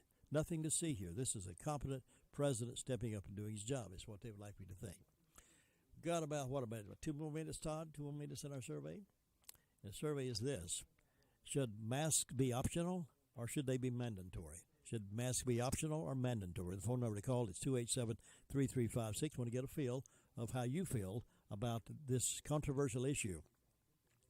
It's all over the place. Everybody has an opinion. And we want to know your opinion. Your opinion to me is important. You're the one that's out there listening, and we want your thoughts. You don't have to give a dissertation on it. Just call and say mandatory or optional when you call. 287-3356. And a couple more minutes is about all we got left in this survey. Meanwhile, back to the story. On Friday, CNN's Kate Sullivan tweeted a report from her colleague Clarissa Ward. Quote, I'm sitting here for 12 hours in the airport, 8 hours on the airfield, and I haven't seen a single U.S. plane take off. How on earth are you going to evacuate 50,000 people in the next 2 weeks? It can't happen, she was quoted as saying. Just can't happen. So even the CNN folks who were always propped up Obama and always propped up Biden and stepped on, tried to smear Donald Trump, are now saying there's no way it's going to happen the way the president's calling for it. Democratic Connecticut Senator Chris Murphy shot back. In fact, it didn't take 2 weeks to evacuate 50,000 people. It took 10 days. Lots of work still to do, but it might be time for a bit of a reassessment by the media of this operation, given the actual results. So they're all over the road with that. About 30 seconds left on a poll. Masks should be optional or should they be mandatory? Should they be optional or mandatory? And we'll give you the results in just a few moments in the Sheriff's Report coming up right after this. For a delicious meal every day, call on Gregory's Original. Choose from their top menu of burgers, subs, grinders, pasta dishes, fresh salads, and so much more. All dishes are prepared fresh daily. Hours are Monday through Friday, 11 a.m. until 9 p.m., Saturday, noon until 9 p.m. Now at Gregory's, try the family-style meals. The dining room is now open, but curbside and takeout is still available. Enjoy lunch or dinner today with your favorite meal from Gregory's. Call 287-2171, located in the Park Lane Plaza in Rutherford's Gregory's Original. Now here is Sheriff Chris Francis. In the last 24 hours, the Rutherford County Sheriff's Office has responded to 182 calls for service. There have been 19 arrests processed at County Jail. Currently incarcerated, we have 210. Among those arrested, Eva Agna Barnes, 31-year-old female Rutherford, was charged with 4 counts of failure to appear and received a $5,500 secure bond. Angela Darlene Jefferson, 32-year-old female of Forest City, was charged with communicating threats, stalking, and trespassing and received a $2,000 unsecured bond. Ralph Lee Hutchins, 55-year-old male of Rutherford, was charged with breaking and entering, received a $1,000 unsecured bond. Shanae Palmer, 28-year-old female of Spindale, was charged with failure to appear and received a $500 unsecured bond. Broderick Samuel Littlejohn, 38-year-old male of Forest City, was charged on a fugitive warrant out of South Carolina and received a $10,000 secured bond. Terry Lee Beck, 54-year-old male of Forest City, was charged with interfering with a fireman and injury to property and received a $500 secured bond. Larry Chase Fowler, 37-year-old male of Mooresboro, was charged with 4 counts of failure to appear and possession of a stolen vehicle, received an $11,075 secured bond. Jaqueve Marcel Edwards, 32-year-old male of Forest City, was charged with assault inflicting serious injury, 8 counts of assault with a deadly weapon, possession of a firearm by felon, and received a $505,500 secured bond. Jaqueve was wanted out of the Forest City shooting off of Wells Drive from Saturday night. Deputies took him in custody at his home off Vance Price Road, or near his home, last night. Among our incidents, we had a found property off of Westbrook at a building site. Someone had found a bone and thought it was possibly human. We were able to get that in front of 2 different anthropologists, and they made independent decisions that it was not of a human bone. This property that's being built on has been a farm, used as farmland in the past. Had a larceny of a motor vehicle on Jack McKinney Road. It was a 2005 Nissan Altima, green in color, valued at $700. Had a larceny on Fire Truck Road in Forest City, where a diamond band with 3 diamonds has been taken from inside the residence. had a fraud call on Island Ford Road in Mooresboro where $279 was used out of the victim's bank account from a cash app that he did not authorize, and had possession of the stolen vehicle on US 221 and Dew Power Road, Roveton.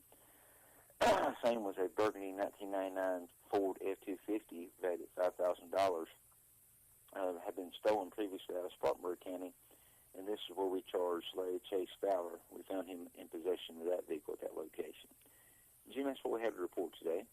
Sheriff, Rutherford County borders Polk, Cleveland, and McDowell counties in South Carolina. What kind of working relationship does your department in Rutherford County have with the other counties close by? We have extremely close relationships. I've spoken to Sheriff Norman this week from Cleveland County, also to Sheriff Wright there in Polk County this week. We're continuously communicating. Sheriff Buchanan and I are also very close. Also Sheriff Wright there in Spartanburg County. We all get along very, very well. Also be getting in touch with the sheriff there in Cherokee County, South Carolina as well. We communicate on usually about a monthly basis. All of us have each other on speed dial and get in touch with each other, and our deputy sheriffs work very, very closely as well. We have good relationships, and our investigators work well together, and crime doesn't stop at the borders or the county or state lines, so we continue to work together to seek justice. Vaccinated against COVID-19, but the NFL has reported that well over 90% of them are. And the U.S. Open will be without Serena Williams. She's pulled out of this year's Grand Slam tournament, the last of the season, because of a torn hamstring. Fifth-ranked Sophia Keenan is also withdrawn after testing positive for COVID. This is NCN Sports. America is connected by our roads, bridges, electrical, and telecommunications infrastructure. Investments in these critical systems make our communities, economy, and national security stronger. These systems are vital to our everyday lives and North Carolina's economy. That's why Senators Richard Burr and Tom Tillis voted for legislation that makes critical investments in North Carolina's roads, bridges, and electricity systems. Critical investments in the infrastructure that makes America and North Carolina great. Repairing our roads and bridges, upgrading electrical systems, and increasing access to information systems is good for our families, good for America, and good for our future. Thank you, Senator Burr and Senator Tillis, for voting for a real infrastructure plan that rebuilds America and invests in North Carolina. Thank you for voting to invest in us. Learn more at let'sinvestinus.com. Paid for by Citizens for Responsible Energy Solutions. The kids from Hawaii have advanced in the Little League World Series. Ryan Kiana leads Hawaii to the Final Four of the Little League World Series. The right-hander tossed a one-hitter and relied on tremendous defense as Hawaii beat Taylor, Michigan 2-0. The boys from Honolulu have surrendered just 3 runs in 3 games of the series. Hawaii will either have a rematch with Michigan or take on Texas in the semifinals on Saturday. Tom Spicer for CBS News, South Williamsport, Pennsylvania. A diversity report finds the NBA continues to lead men's professional sports in racial and gender hiring practices, fueled by more GMs and assistant coaches of color in the league. The report card from the Institute of Diversity and Ethics in Sport at Central Florida assigned an overall B+ grade with an A for racial hiring and a B for gender hiring. Josh Zach, NCN Sports. Hello, everyone, and happy Thursday. For today, we'll see a mostly sunny to partly cloudy afternoon. We'll see a few small showers popping up, though most of you will stay dry this afternoon. Our highs today will be in the upper 80s and low 90s. Mostly clear to partly cloudy this evening, and overnight tonight will be mild and muggy to start Friday morning. Mostly sunny to partly cloudy sky Friday afternoon with a few showers possible. Highs, though, hotter and back in the mid-90s. I'm meteorologist Zach Malak in the Weather Center. As a matter of fact, our heat index for Friday, around 96 for our heat index. And then on Friday night, high school football Friday night, mostly clear with lows around 67. Now, the weather can surprise us at any moment. Right now, it looks like we're going to have several days with no rain in the forecast, but it is going to be hot and humid. 71 right now, according to Peter, the meter reader, looking outside our window here. From the Blue Room, it looks sunny skies out there. Well, we had a survey earlier this morning during the other segment of time. We had a survey, and I asked you how you felt about masks. Should they be mandatory for us or should they be optional? mixed opinion across the nation, at least according to the national media. It's a mixed bag. So I'd like to get right down to the brass tacks of the real heart of the community, and that's you. That's your listeners. You're the heart of what takes place. You're the decision maker. You're the ones who have the solid minds of what you think is best for us here in this county and in the western part of North Carolina. So the question was, and we took about 10 minutes, and we fielded questions. Should masks be made to be mandatory or optional? In that 10-minute period of time, we fielded 19 total calls. And 2 of you said the mask should be mandatory. 5, 10, 15, 17 said it should be optional. So 17-2, optional over mandatory in terms of mask being mandated. So there you go, just a little touch of what kind of thinking is out there that we don't hear much from until we do those kind of things from you. We'd like to hear from you and see what your thoughts are. And the pressure sometimes is put on our school board people and our politicians. Pressure is put on by a few, and they make a lot of noise. And so we sit back and say, oh, well. And so those making a lot of noise, the greasy wheel gets the grease. I mean, the squeaky wheel gets the grease, as you know. So it's time for folks who have been quiet to maybe speak up and say, no, this is what's best for my child. This is what's best for my family. This is what's best for my business. This is what's best for my country. Time we speak up. But, again, 19-2, 19 optional, 2 mandatory in terms of wearing masks. As you know, many of you did receive, and others, of course, did not, because we are not able to mail it to everybody in the county. We try to mail out 20,000 of Foothills News Journal 2021, and we got a bunch of them out.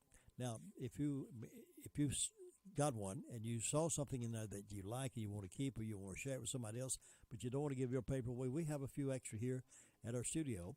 I had someone come by yesterday. They liked something and they wanted to get a couple more to share with friends who didn't get one. So if you want to do that, feel free to do that. We've got several here that we saved over to let you have as well. So please do that and share them with your neighbors and friends. A lot of them have pictures, high school pictures in there. We're spotlighting this year. So we want you to come on by and enjoy that. On the front cover is radio legend. It's departed story about Rush Limbaugh, his career and his passing on. What was hot on the radio back in the year that we're focusing on. We have a little funny stuff in there. Somebody asked why do we continue doing this paper once a year? Some folks even ask, why don't you do it on a monthly basis? Well, you don't know what you're you know what you're asking when you say that, but we do appreciate the compliment. It is a labor of love, and it takes a lot of time to get it done, but we do enjoy doing it, and our sponsors who advertise in it appreciate the fact that you let them know that you enjoy it. Some of the things I wrote about in this, the reasons are too many to publish in this one paper, but why we keep doing what we're doing. One is because you have told us how much you enjoy it. 2, it gives our team an opportunity to highlight some really strong locally owned businesses. We believe it is the locally owned and family run businesses that keeps our county thriving. And 3, we can help families get ready for back to school with the calendars, the football schedules, and broadcast schedules. Of course, the football schedules have gone all crazy this year, but we started out with a good schedule. Now it's been changed because of so many cancellations due to COVID and rain flooding in some sections. And 4, we believe laughter is good medicine, so we insert a few funny stories to put a smile on your face. And 5, we believe that a few trivia questions along the way keeps our minds active. And 6, of course, who doesn't enjoy looking at high school pictures from the vault of treasured memories? And finally, it gives WCAB 100.9 FM and 590 AM an opportunity to brag a little bit about our success. A recent Inside Radio research reinforces radio's resilience in reaching America consumers with spending power. When you stop to think about it, there are thousands who do not have a social media account and have never seen an ad placed on Facebook. Think about that. Thousands of people who do not have Facebook, they do not have Twitter, they do not have all those other media outposts. So when there's an ad that it's never seen. Radio continues to be a constant companion near your bedside, in the kitchen, in your workshop, in your automobile, outside by the pool. Wherever you go, the radio can be a constant companion. WCAB 100.9 FM and 590 is there for you. We thank you for making WCAB your radio station of choice for the foothills, and we appreciate hearing from you from time to time. Many of you will give us a call or stop me in the post office or somewhere out and about and say something about what you like about WCAB. And I got a great team here that helps put this paper together. Tracy Smith is a big part of making this happen. We couldn't do it without the quality work of Lou Gillum and Todd Kaiser and Kevin Pleasant join us to help make this job, to get this job done. And a special shout out to the lady behind the scene putting it all together. That'd be Susan Herman for helping us lay this out and putting it together. Now, as you thumb through the Foothills Journal, you'll find the schedule for the school schedule. East Rutherford High School 1986 class pictures, football team from that year. And there's always something to stimulate our humor a little bit. For instance, if my body was a car, this is the time I would be thinking about trading it in for a newer model. I've got bumps and dents and scratches in my finish, and my paint job is getting a little dull, but that's not the worst of it. My headlights are out of focus. My traction is not as graceful as it once was. I slip and slide, skid and bump into things even in the best of weather. My white walls are stained with varicose veins. It takes me hours to reach my maximum speed. My fuel rate burns inefficiently, but here's the worst of it. Almost every time I sneeze, cough, or sputter, either my radiator leaks or my exhaust backfires. Ever wonder how long will an 8-day clock go without winding? What's the easiest thing for a miser to part with? Why did a man take hay to bed with him? Which will burn longer, a thin wax candle or a fat tallow one? And grammatically, should you say 9 and 5 is 13 or 9 and 5 are 13? Well, I won't give you the answer to those right just yet, but those are some of the funny things. There's some great advertisers in here that you'll find very willing to be of service to you. The RS Central 1986 pictures and football team, varsity team, and Queen of Clubs and Miss Central. I went to the doctor because I couldn't stop listening to Tom Jones. He told me it's not unusual. There's a letter here from Dr. David Sutton, superintendent of schools, about school starting. Has a calendar in here. Ever scratch your head wondering why, once your hands become coated with grease or paint, your nose will begin to itch? Anything when dropped will roll or bounce to the least accessible corner. You ever notice that? If you change lines in the checkout, the one you leave will start to move faster than the one you're in now. Same goes for car lanes. The probability of meeting someone you know increases when you're with someone you don't want to be seen with. When you try to prove to someone that a machine won't work, it will. When you take your car to the garage, it makes funny noises. When you get there, it won't make that noise. The severity of the itch is inversely proportional to the reach. At any event, the people whose seats are farthest from the aisle arrive late. Chase High School, 1986 pictures, football team. Mr. Friday night's got a report in here, our broadcast schedule, a picture of the staff, all kinds of things. North Carolina State trivia. If you don't have a copy of this, please come by and pick up one. There's some discounted coupons in here, 25% gift shop item purchase with this coupon from Smith Drugstore. Get that out, take it, and get a 25% item purchase discount. So that's some of the things. I'm reviewing, going through some of these items that I think that you might. I wish everybody could get one, but it's just absolutely impossible to get them out to that many people. That's why we have a few. We saved over a few so you can stop by and pick them up. All right, let's see what else. Maybe hear something about some of the program we got. Answers to the trivia questions. Family car rental. They're expanding their business again with a new location coming soon. More vehicles to choose from. They treat you like family because they're a family-run business, locally owned.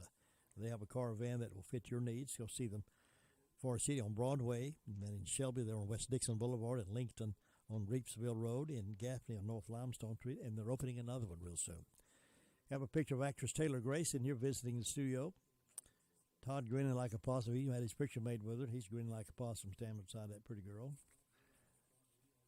Let's see what else might be interesting. You got some happenings. World of Sports 1986. Who won? Lifestyle. With this ad out of here, you can join for $1. Join Lifestyle for $1.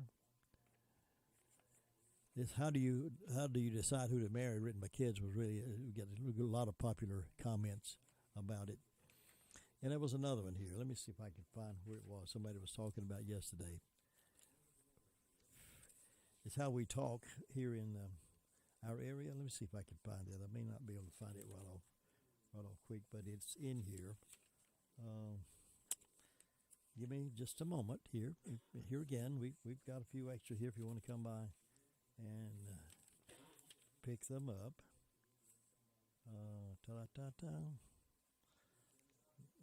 Well,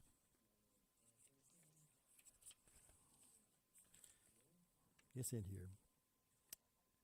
Okay, yeah, maybe I can find it and share it with you later. But it's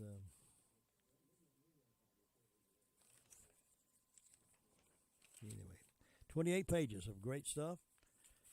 Our Foothills News Journal 2021, free copy, and we'd love for you to have one. If you got one in the mail and haven't read it yet, dig into it because I know you'll find it very, very interesting. Again, our survey this morning, what the question was, should masks be made mandatory or should masks be made optional? 19 total calls. 2 people said it should be mandatory. The rest of them said it should be optional. So there you go. My Great America with Jim and Butch coming up at 9:05 this morning.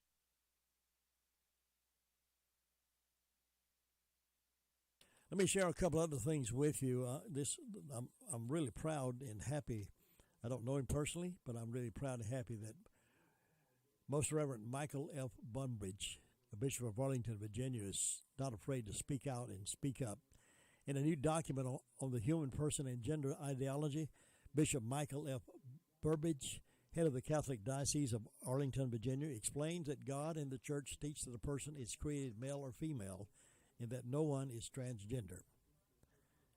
Yeah, he's preaching the Bible. God created man and male and female, and no one is transgender. God didn't say, well, let's make this guy male, let's make this one female, let's make this one transgender, so they won't know what they are. God don't do that. God don't make mistakes like that. He goes on to say, the Church teaches that a person is created male or female. No one is transgender. The Church does not teach that people who experience gender dysphoria or confusion are immoral or bad.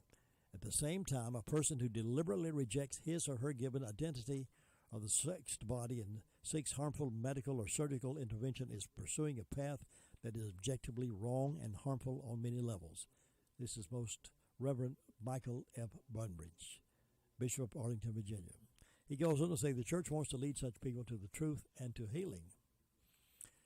Bishop Burbridge also explains that he prepared his new document because the public schools in particular are aggressively promoting false ideas about gender and sexuality, and parents are desperate for help to fight back. Our culture is experiencing a rapid rise in the number of persons claiming an identity contrary to their biological sex.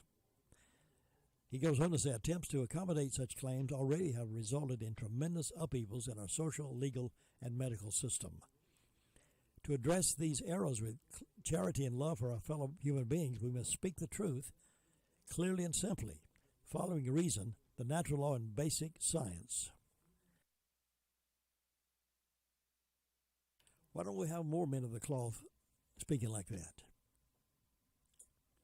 To address these errors with clarity and love for our fellow human beings, we must speak the truth clearly and simply, following reason, the natural law, and the basic science.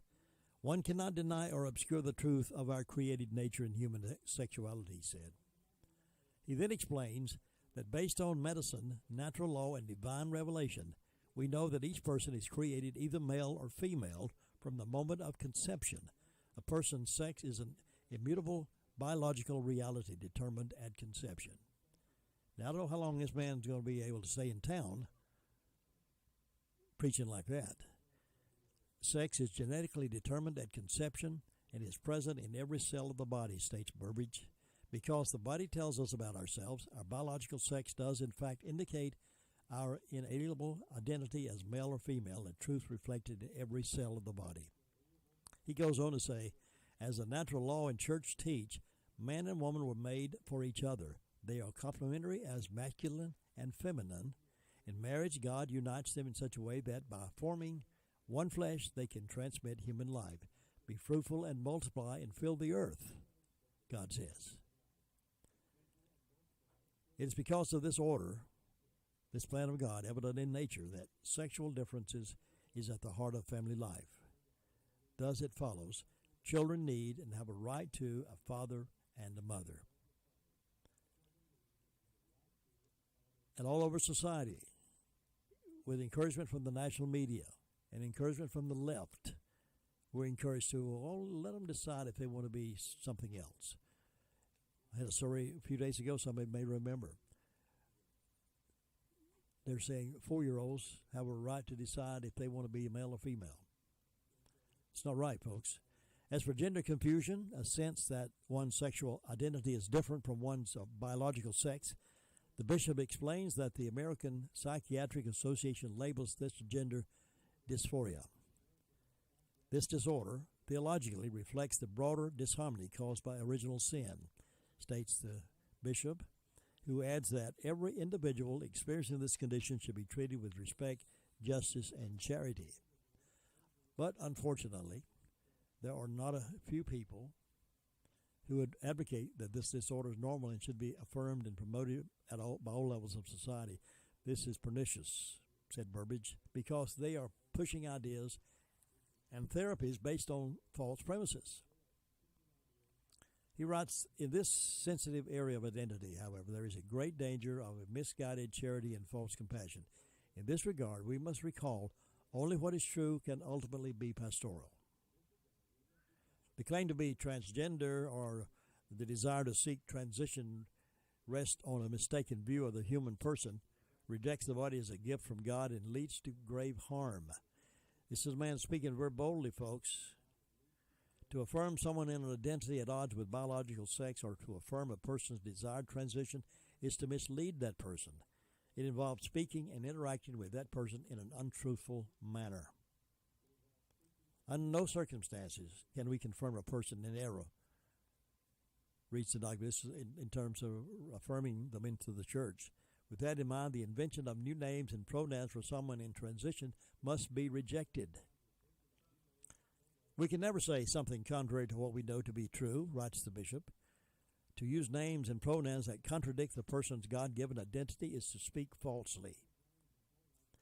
In no circumstances should anyone be compelled to use language contrary to the truth. And he goes on and on and on and on. Do you think the national media is going to pick up on that? No, they are not. This is from CNS News, conservative news, that picked this up. Charlotte Clymer, a transgender female, which is a biological male, who has been named a 2021 Fall Fellow at Georgetown University, the oldest Catholic university in the country.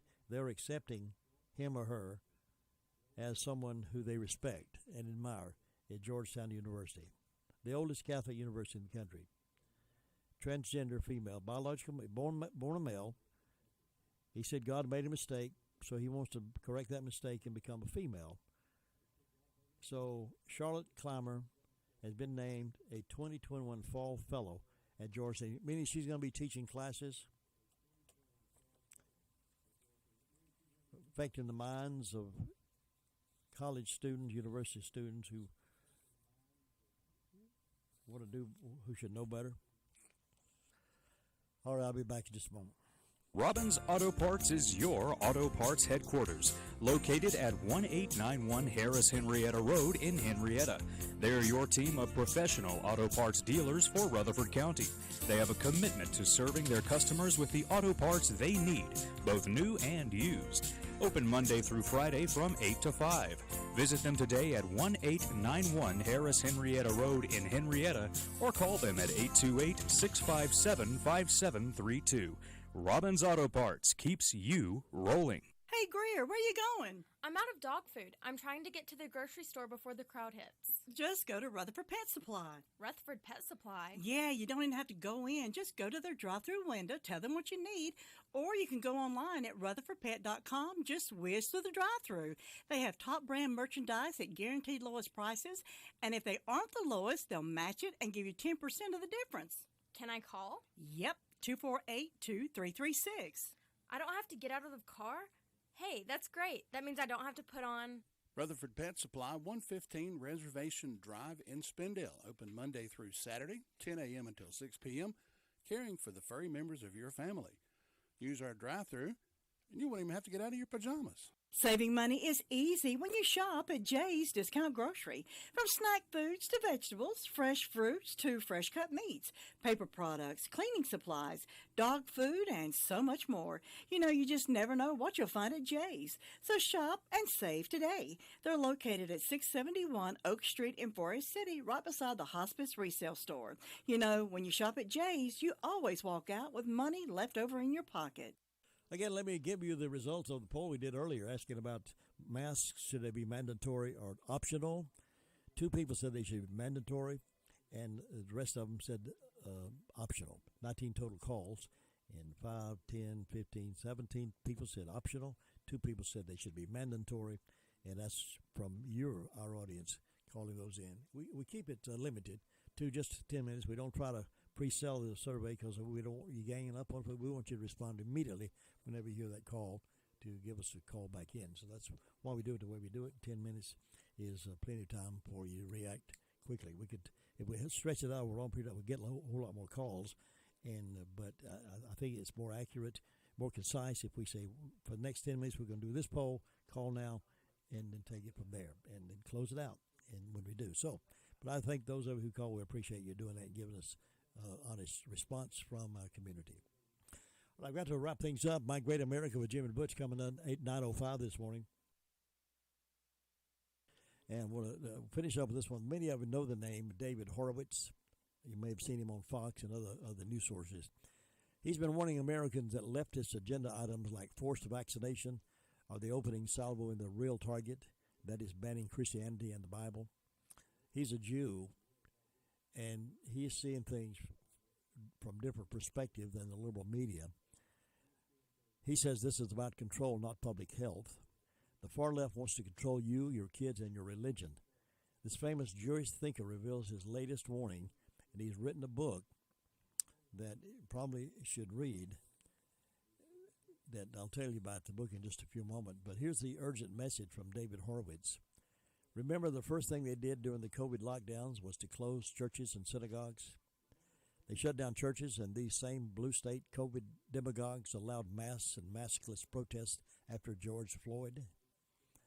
They closed down almost every business in America but kept open bars and abortion clinics. Now the Biden administration and the woke left are embracing a radical new approach, forced vaccination. Don't get me wrong, everyone at risk should get the vaccine. But the science clearly shows that if you already have had COVID or you are young and healthy, the virus is like any other flu. Mortality is almost zero. But Biden and the CPC are racing to force vaccinations among the military, school teachers, employees of private companies, even our children, even if they're healthy and not in a risk group. Why? David Horowitz asked. Because this is all about control. And then there was Obama's recent 60th birthday bash. More than 300 people crowded into a small tent in Martha's Vineyard. The media reported wild music, dancing, and no one wearing a mask. This was just 2 weeks after Nancy Pelosi and the House Democrats sought to arrest Republican congressmen who did not wear masks even after they had been vaccinated. If you don't see the shocking hypocrisy of the left and the real agenda in this, you should stop listening to anything and stop reading anything. Make no mistake about it, the left's anti-Christian and anti-Semitic agenda is being ramped up dramatically, and it's frightening. Think about it. The governor of California, Gavin Newsom, actually banned private home Bible studies while okaying mass BLM protests. And worse, this is a sickening violation of religious freedom. It's a threat to Christianity. And he goes, David Horowitz says, and I'm Jewish. And he sees it as a threat to Christianity. Newsmax called him one of the most important conservative and Jewish thinkers in America. He's authored numerous New York Times bestsellers. But his new book called Dark Agenda, The War to Destroy Christian America, is the most important. His book reveals the left's dangerous agenda against Christianity. He says when he began research for the book, he thought this war against Christians would be sometime in the future. Instead, he found that Obama and others had already started the war. Now they are accelerating their power grab.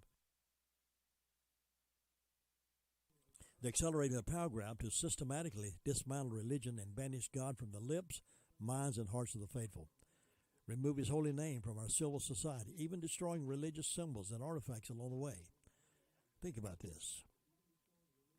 The media was so proud of tens of thousands of BLM protesters last year who rampaged through our cities, and yet in San Francisco, the Roman Catholic Archdiocese was slapped with a cease and desist order saying some churches violated a local ban on large outdoor gatherings. Some churches were even fined and threatened with criminal prosecution for holding services outdoors with social distancing and masks. Under critical race theory, the BLM protests are good, even if they violate public health orders. But if Christians want to meet and pray, that's bad. That's evil. Oh, but it gets worse. Unable to attend worship services, people are becoming disconnected and distanced from their faith. But the Constitution provides you with a basic and unlimited freedom of religion. This new war on Christianity using COVID demonstrates the Constitution doesn't matter that you can't worship as a right, and you must follow orders made up of by leftist officials. Everything you need to know about what's happening is exposed inside Dark Agenda. David Horowitz says, I'm troubled by what I see. And you will be too. Bill Myra, you remember this Bill Meyer on TV shouting death to religion on national TV? He's supposed to be a great comedian. I don't find him funny. I find him disgusting because I don't stay up that late to watch him. He shouts death to religion. Monuments in Washington whitewashed of God in prayer. Religious crosses confiscated. Lenten ashes on children's forehead being scrubbed off at school. Prayer in school being ruled unconstitutional overnight. Whether you do or don't remember any of these, please keep in mind, this is serious stuff. Our faith and our ability to worship freely is in serious jeopardy. If you're a person of faith, this directly impacts you, your family, friends, and loved ones, and it's terrifying. Every day, the writing on the wall becomes clearer. Listen, hatred is growing in our nation toward Jesus, toward Jews and Christians being spread like wildfire. Why? What is behind this evil movement?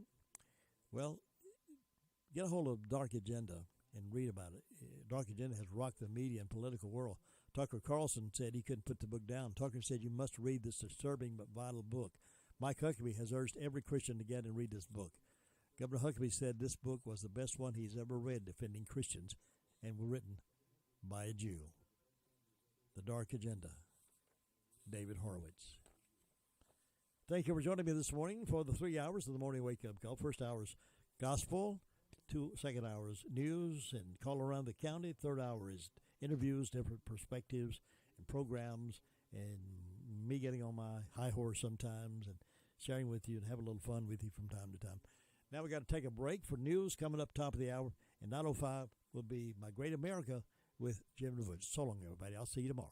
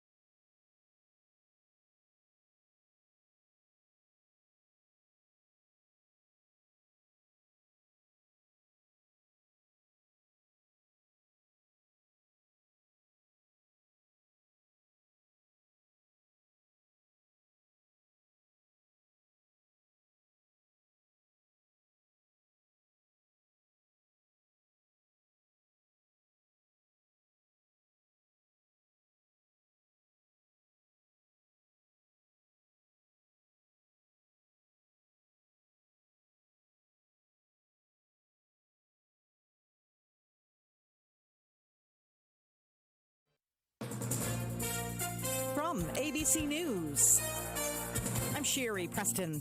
An urgent warning to those still trying to make it to the airport in Kabul. The U.S. and other embassies are telling people not to go and to stay away because of a potential terrorist threat. U.S. Ambassador Ross Wilson. It was clearly regarded as credible, as imminent, as compelling. Our intention was to urge Americans and, frankly, others not to come to the airport. There are still about 1,500 U.S. citizens in Afghanistan. ABC Chief Global Affairs Correspondent Martha Raddatz has more on how they could leave. The U.S. military has enough planes at this point to transport people. The problem remains getting to the airport and through those gates. Last night, there were American citizens, families with young children, turned away because of that urgent security alert. So they'll have to try again, and that threat could reemerge at any point in these last precious days. Canada ended all of its evacuations earlier today. As some companies begin mandating vaccines for employees, America's hospitals fill up with 100,000 COVID patients. Brown University School of Public Health Dean Dr. Ashish Jha. Right now, every single one of those, or almost every single one of those, is preventable with a vaccine. We've got to do better on that. This is Jim Ryan in Dallas. Private companies in this state can legally require vaccinations of their employees and customers, but it's tricky. You also have to do medical, ADA, and religious exceptions to your mandate. Or face the possibility of a federal lawsuit. In other words, says Austin attorney Gary Britt, it's a can of worms no matter what. And may not be worth the trouble for companies struggling to emerge from COVID shutdowns. Jim Ryan, ABC News, Dallas. For the first time in 5 weeks, the number of people filing first-time unemployment claims went up, 353,000 compared to 348,000 last week. You're listening to ABC News. Oil drilling investments involve a high degree of risk and are only suitable for SEC-accredited investors. Attention high net worth investors. Oil and gas investments have always been an ideal tax advantage and have been a way to invest and take a 100% write-off. The new administration is threatening to take this away. Take advantage now before it's too late. Invest in domestic oil drilling for a full tax credit this year. When you invest in oil, you get a 100% tax write-off. The pent-up demand from the pandemic has created the perfect storm for oil prices to soar. Support domestic U.S. oil and natural gas drilling and make your patriotic investment to get a complete 100% tax deduction write-off. If you are liquid for a $100,000 investment, call Encore Energy at 800-287-6691. That's 800-287-6691. 800-287-6691. That's 800-287-6691. An ABC News staffer is suing Michael Korn, the former top producer of Good Morning America. The lawsuit alleges Korn sexually assaulted her and another woman and fostered a toxic work environment. The suit also names ABC, accusing it of receiving complaints from several women and failing to take action. In a statement, Korn denies the allegations and says he will defend himself vigorously. ABC News released a statement that says, in part, we are committed to upholding a safe and supportive work environment, and says ABC News disputes the claims made against it in the complaint. The latest wildfire to grow in California is in the southern part of the state, San Bernardino County, about 2 hours east of Los Angeles. On Wednesday, it burned homes and hundreds of acres of land. As the wildfire started, it went racing through homes and ranches, houses burning to the ground. Then the flames took off in the mountains, leaving behind a smoky mess. This woman watching her neighborhood burn, her neighbor had to help her fight back the flames so she could get out. Got the dogs, called everybody that I needed to, and the neighbor came and sprayed all this down so I could get out. And I'm down there with the dogs in the car. It's now an intense battle from the ground and air to stop the flames. Alex Stone, ABC News. Russian opposition leader Alexei Navalny telling New York Times he is forced to watch 8 hours of state TV every day. Navalny in prison says he cannot read, write, or do anything else. This is ABC News. Pro football season's here, and pro roofers save valuable time with Beacon Pro Plus. Beacon Pro Plus works 24/7 for material ordering, order history, and automated promotion tracking, so you can get your favorite GAF roofing products even when working remotely. And now, order on Beacon Pro Plus and get a $175 gift card and a chance for a VIP pro football getaway. Gear up and raise your game with Beacon Pro Plus today. Build, score, and win at BECN.com. Sherry Preston, ABC News.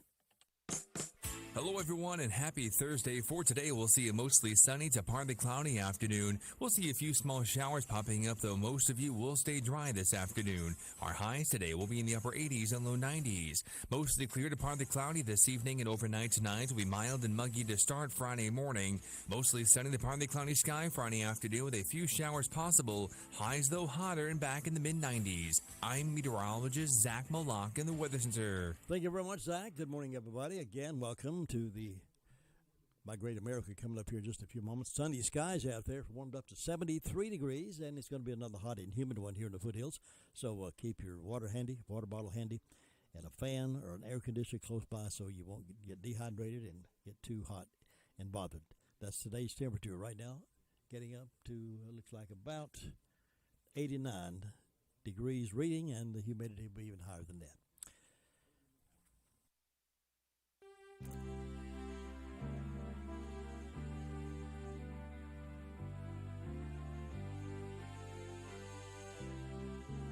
It's time now for My Great America with Jim and Butch, a conversation about positive things about this great country. And now here are Jim and Butch. Well, good morning, everybody. Welcome to the program. I'm looking over to my left here where the chair normally is sitting with Butch Mulvey in it. It is not here, the empty chair, but he is on the phone with us, ladies and gentlemen. Butch, good morning. Good morning, Jim. How are you doing? And I understand. And by the way, I'm in Virginia. I understand that you had a very vigorous and well responded to poll this morning about masks.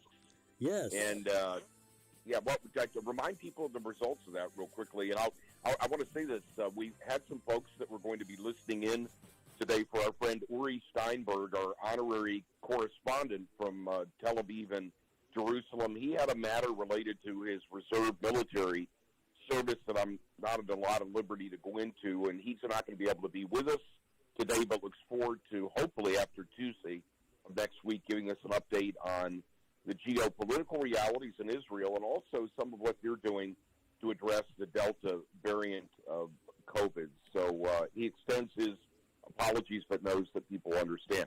Tell us about the results real quickly again of your poll this morning. Yeah, we took a little poll, 10 minutes. I always do my polls in a 10-minute segment, so and I don't pre-announce it because I don't want people ganging up. I wanted to respond immediately when they hear it.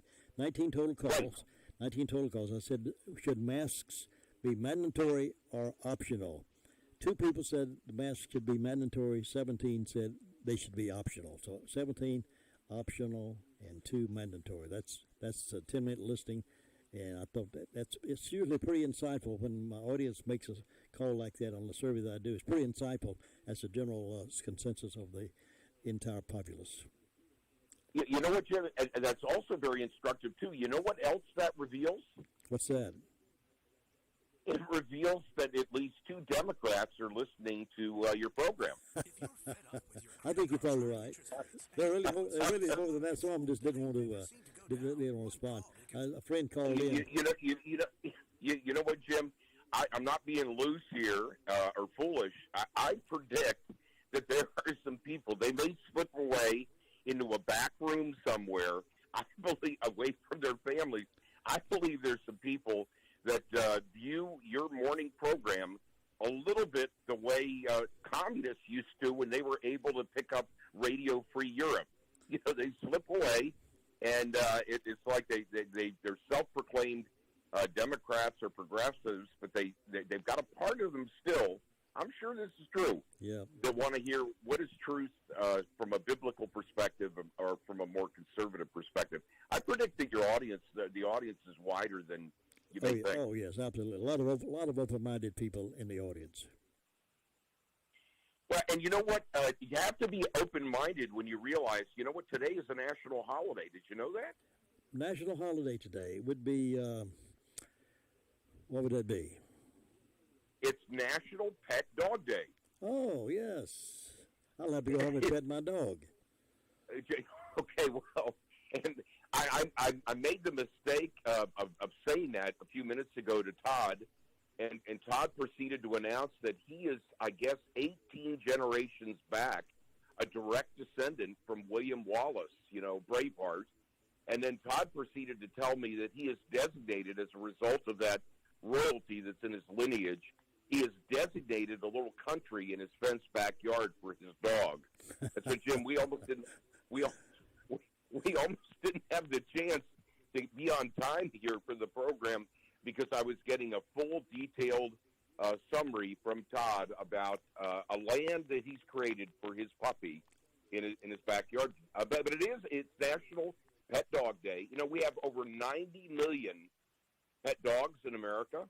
Wow. And here's what's pretty incredible, and it's also challenging.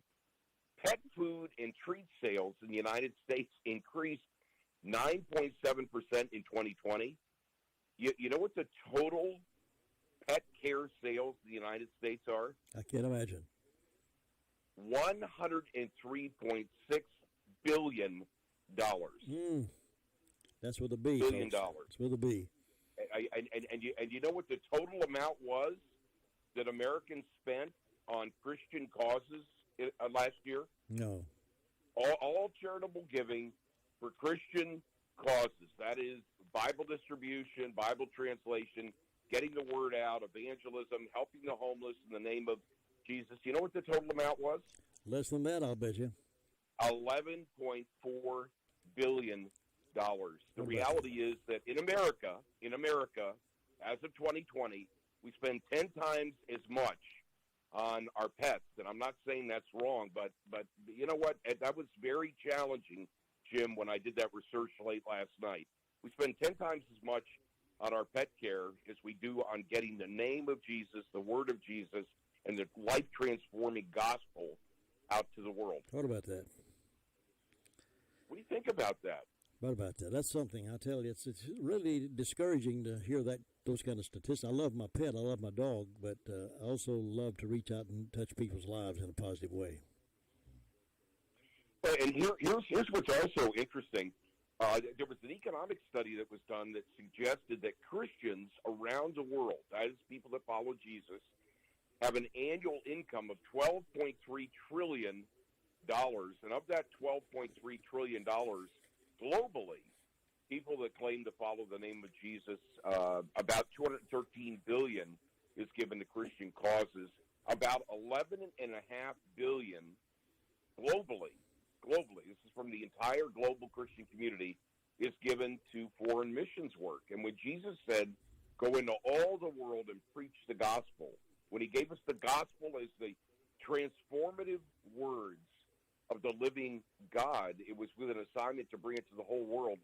We need a major rebooting of our priorities. I was personally challenged by that today. And again, it's not to denigrate or discard the notion that pets is so important. They are. They're like family members. And we certainly at my church have a high ethic of believing that the way you treat, I believe this, the way you treat elders, the way you treat children, the way you treat people who are disabled, the way you treat animals is a deep barometer, a deep indicator of your relationship with God. God expects us to be good stewards. But I was very challenged by that today. And pets are used many times in health purposes, in rest homes for elderly. They train dogs to go in and comfort people who are in a traumatic state, and it calms them down, calms the nerves down. So pets are very vital in healthcare business today. It's extremely, and having been doing some traveling here, by the way, I'm up in Virginia, and we are getting close. This is like a baby that needs to be born. My mother's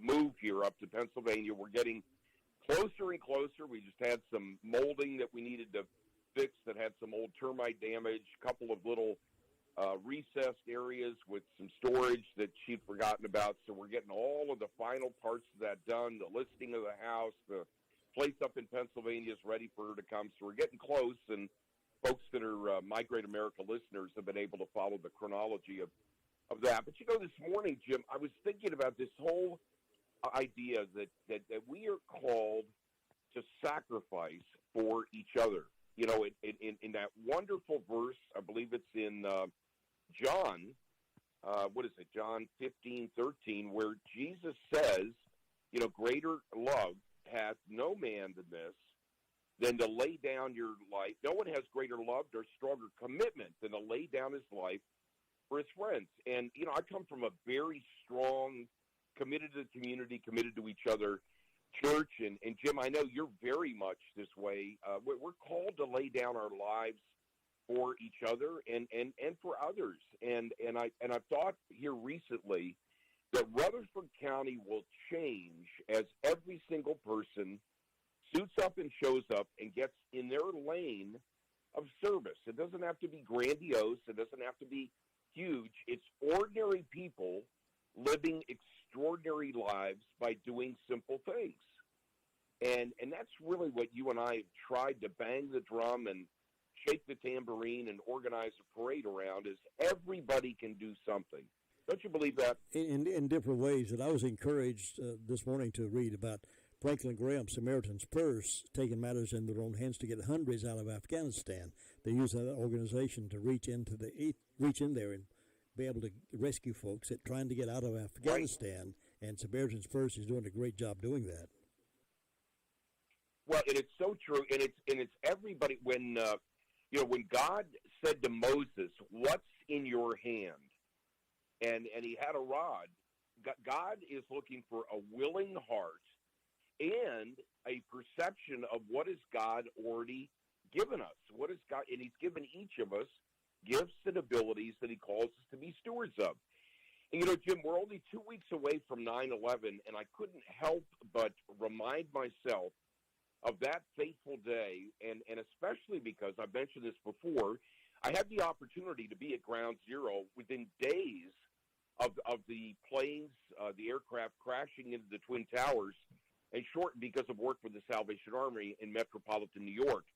And I was to have been in New York later that day. I was actually in Little Rock, Arkansas with a client, Family Life, and at 4 o'clock that afternoon, I was to have flown out to LaGuardia specifically for meetings I was going to have for a couple of days with the consulate, the Israeli consulate, and then also another client there named Alpha, an evangelism group. I ended up driving an Avis rent-a-car all the way from Little Rock, Arkansas, back to Colorado Springs. But soon after that is when I received a call from Dennis Hastert, the then Speaker of the House of Representatives, a Wheaton College graduate, and through a set of circumstances, my company, Touchpoint Solutions, was retained to help Lisa Beamer, who was Todd Beamer's wife. They both went to Wheaton College as well. And in the spirit of this notion that we all are called to sacrifice what we can for the betterment of others, I was thinking specifically of his great sacrifice. You, of course, remember his story. Oh, yes, I do. Absolutely. It's very inspiring. Well, and part of the story behind the story, and it's on this day where we recognize, our pets and recognize what they give to us. And often, there are heroic stories of animals. I remember as a young boy watching Lassie growing up, and I was inspired by how Lassie was always so contributory. Was always there to kind of help. But what's so interesting about the Todd Beamer story that many people don't know, and I got to know this story because of a relationship with Lisa, his widow, is his work forced him to travel sometimes up to 4 or 5 times a month. And he had just earned a 5-day trip to Italy along with his wife because he was a top sales performer for Oracle. Now, what's so interesting is they actually returned home on Monday, September 10th at 5 p.m.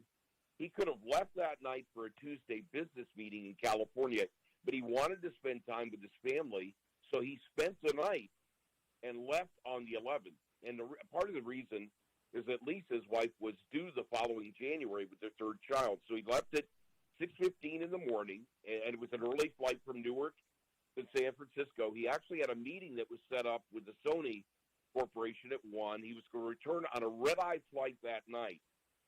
So he delayed his flight to the 11th, September 11th, so that he could get time with his wife and his children. He was going to return on a red-eye flight that day to get back to his family.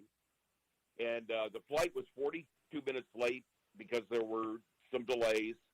4 minutes after that, American Airlines Flight 11 crashed into the World Trade Center. 17 minutes later at 9:03 a.m., United Airlines Flight 175 crashed into the South Tower. And at that moment, United Flight 73 was climbing to cruising altitude. At 9:25, Flight 93 was above eastern Ohio, pilot radioed Cleveland controllers to inquire about an alert that had been flashed on his cockpit computer screen, beware of cockpit intrusion. 3 minutes later, Cleveland controllers could hear screams over the cockpit's open microphone. Moments later, the hijackers, led by the Lebanese Ziad Samir Jarrah, took over the plane's controls, disengaged the autopilot, told the passengers, keep sitting. We have a bomb on board. Beamer and the other passengers were herded into the back of the plane. Within 6 minutes, the plane changed course and was heading for Washington. Several of the passengers made phone calls to loved ones who informed them about the two planes that had crashed into the World Trade Center and also the third in the Pentagon. Beamer tried to place a credit card call through a phone located on the back of the plane seat. He was routed to a customer service representative. They passed him to a GTE airphone supervisor, Lisa Jefferson. I've met her, by the way. With FBI agents listening in on their call, Beamer informed Jefferson that hijackers had taken over Flight 93. One passenger had been killed. He also stated that the two had knives. One appeared to have a bomb. When the hijackers veered the plane sharply south, Beamer exclaimed, we're going down, we're going down. The passengers and flight crew decided to act. According to accounts of cell phone conversations, Mark Bingham, Tom Burnett, Jeremy Glick, and Todd Beamer formed a plan to take the plane back over. They were joined by some other passengers. They discussed their options. Beamer told Jefferson that the group planned to jump on the hijackers and fly the plane into the ground before the hijackers' plan could be followed through. He recited the Lord's Prayer and the 23rd Psalm with Jefferson, prompting others to join in. Then Beamer requested of Jefferson, if I don't make it, please call my family and let them know how much I love them. After this, Jefferson heard muffled voices and Beamer clearly answering, are you ready? Okay, let's roll.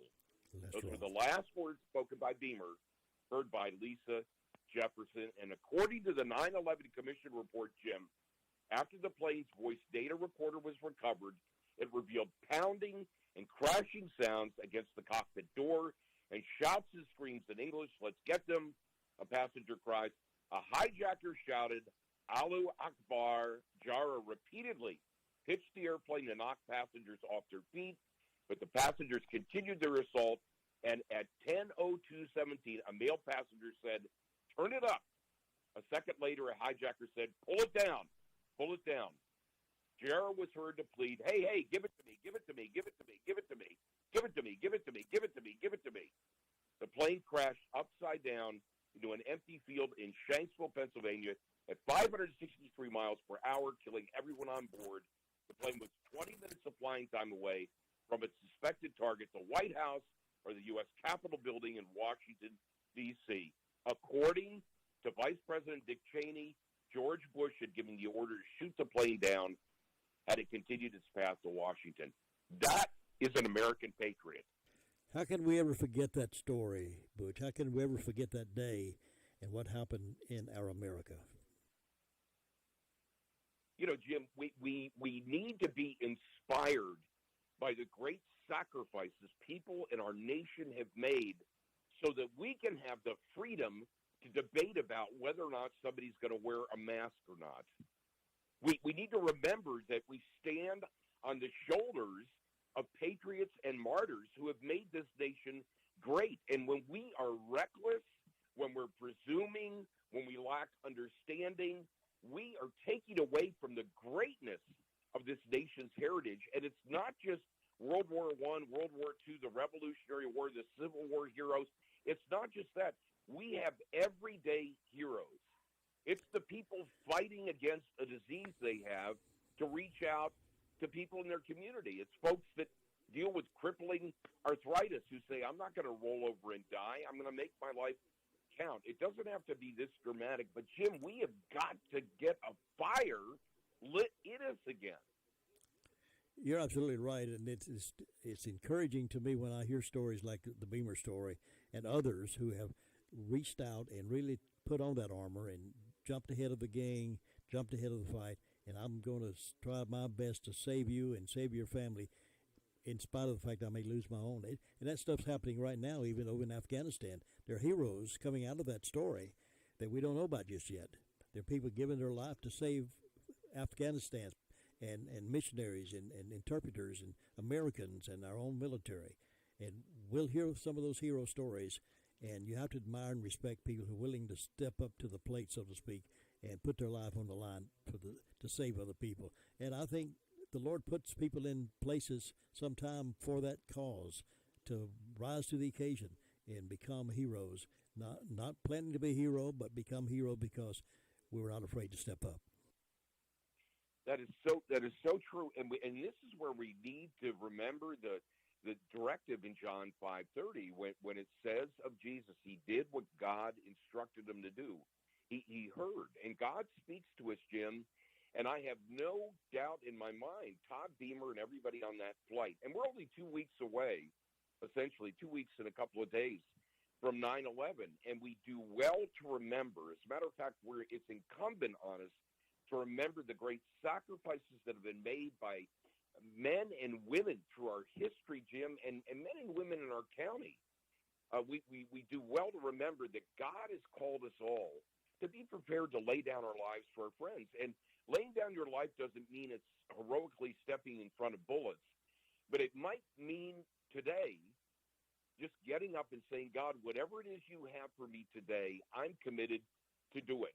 It might mean you saying that you're going to turn off all of the broadcast news that only fills you with a negative spirit and a discouraged heart, and you're going to start listening to what God says about matters. You know what's so interesting is when they did the crash scene analysis, Jim, it's so otherworldly to believe this, but you know what they found? They found one of Todd Beamer's Oracle business cards at the crash site.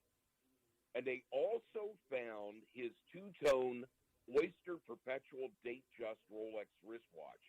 Both of them were found. They found it. Wow. And they're on display inside the Memorial Museum. In September of 2013, Wheaton Academy, where he went, his high school, unveiled a plaque dedicated to him on the grounds. And Alpha Company of the 1148 Infantry Division of the Ohio National Guard adopted the motto, "Let's roll," to honor Beamer. They actually had a company that deployed to northern Afghanistan in 2012 for 9 months. And in 2003, Wheaton College, which is also my alumnus, opened the Todd M. Beamer Center, which is essentially their student center. And in 2010, the city of Fresno, California, dedicated Todd Beamer Park, and so many other times in the years since. The phrase "let's roll" has been used by sitting presidents and musicians and athletes and actors and writers and commentators and NASCAR drivers in the Air Force. And it's almost paradoxical that the real Todd Beamer risked everything as he did, and we need to be prepared to do that too. And how fortunate we are to have those kind of remembrances. They could have been done unknown, but fortunately there was enough radio contact that they could hear what was being said and being done. And I think sometimes what would have happened had they not done that, and that plane would have either landed on the Capitol or on the White House, and what a devastating story that would have been. Hateful that these lives were lost, but they were heroes in the fact that America's foundation, the White House, the Capitol, whatever it might have been, it would have been a whole another devastation of our history if that had been exploded. That is so true. And so, Jim, the word for today is we're getting to the last 120 seconds here of the program, is today, whatever situation you're facing, with God's help, be a hero, be an everyday hero. You know, January 13th, 1982, an Air Florida flight, you remember this, Flight 90, crashed, and a Polish-American, Lenny Skutnik, saw a flight attendant drowning in the water. He had no life-saving training. You know what he did?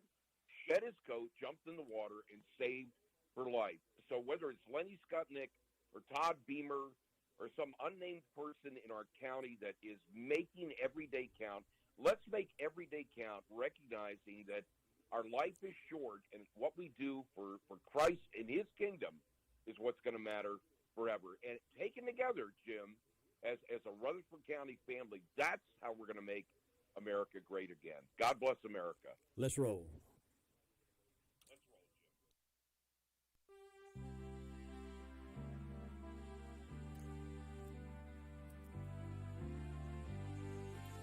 thank you for joining us for My Great America with Jim and Butch. Join us each Tuesday and Thursday morning at 9:05 for this enlightening program on 100.9 FM and 590 AM. It's My Great America with Jim and Butch.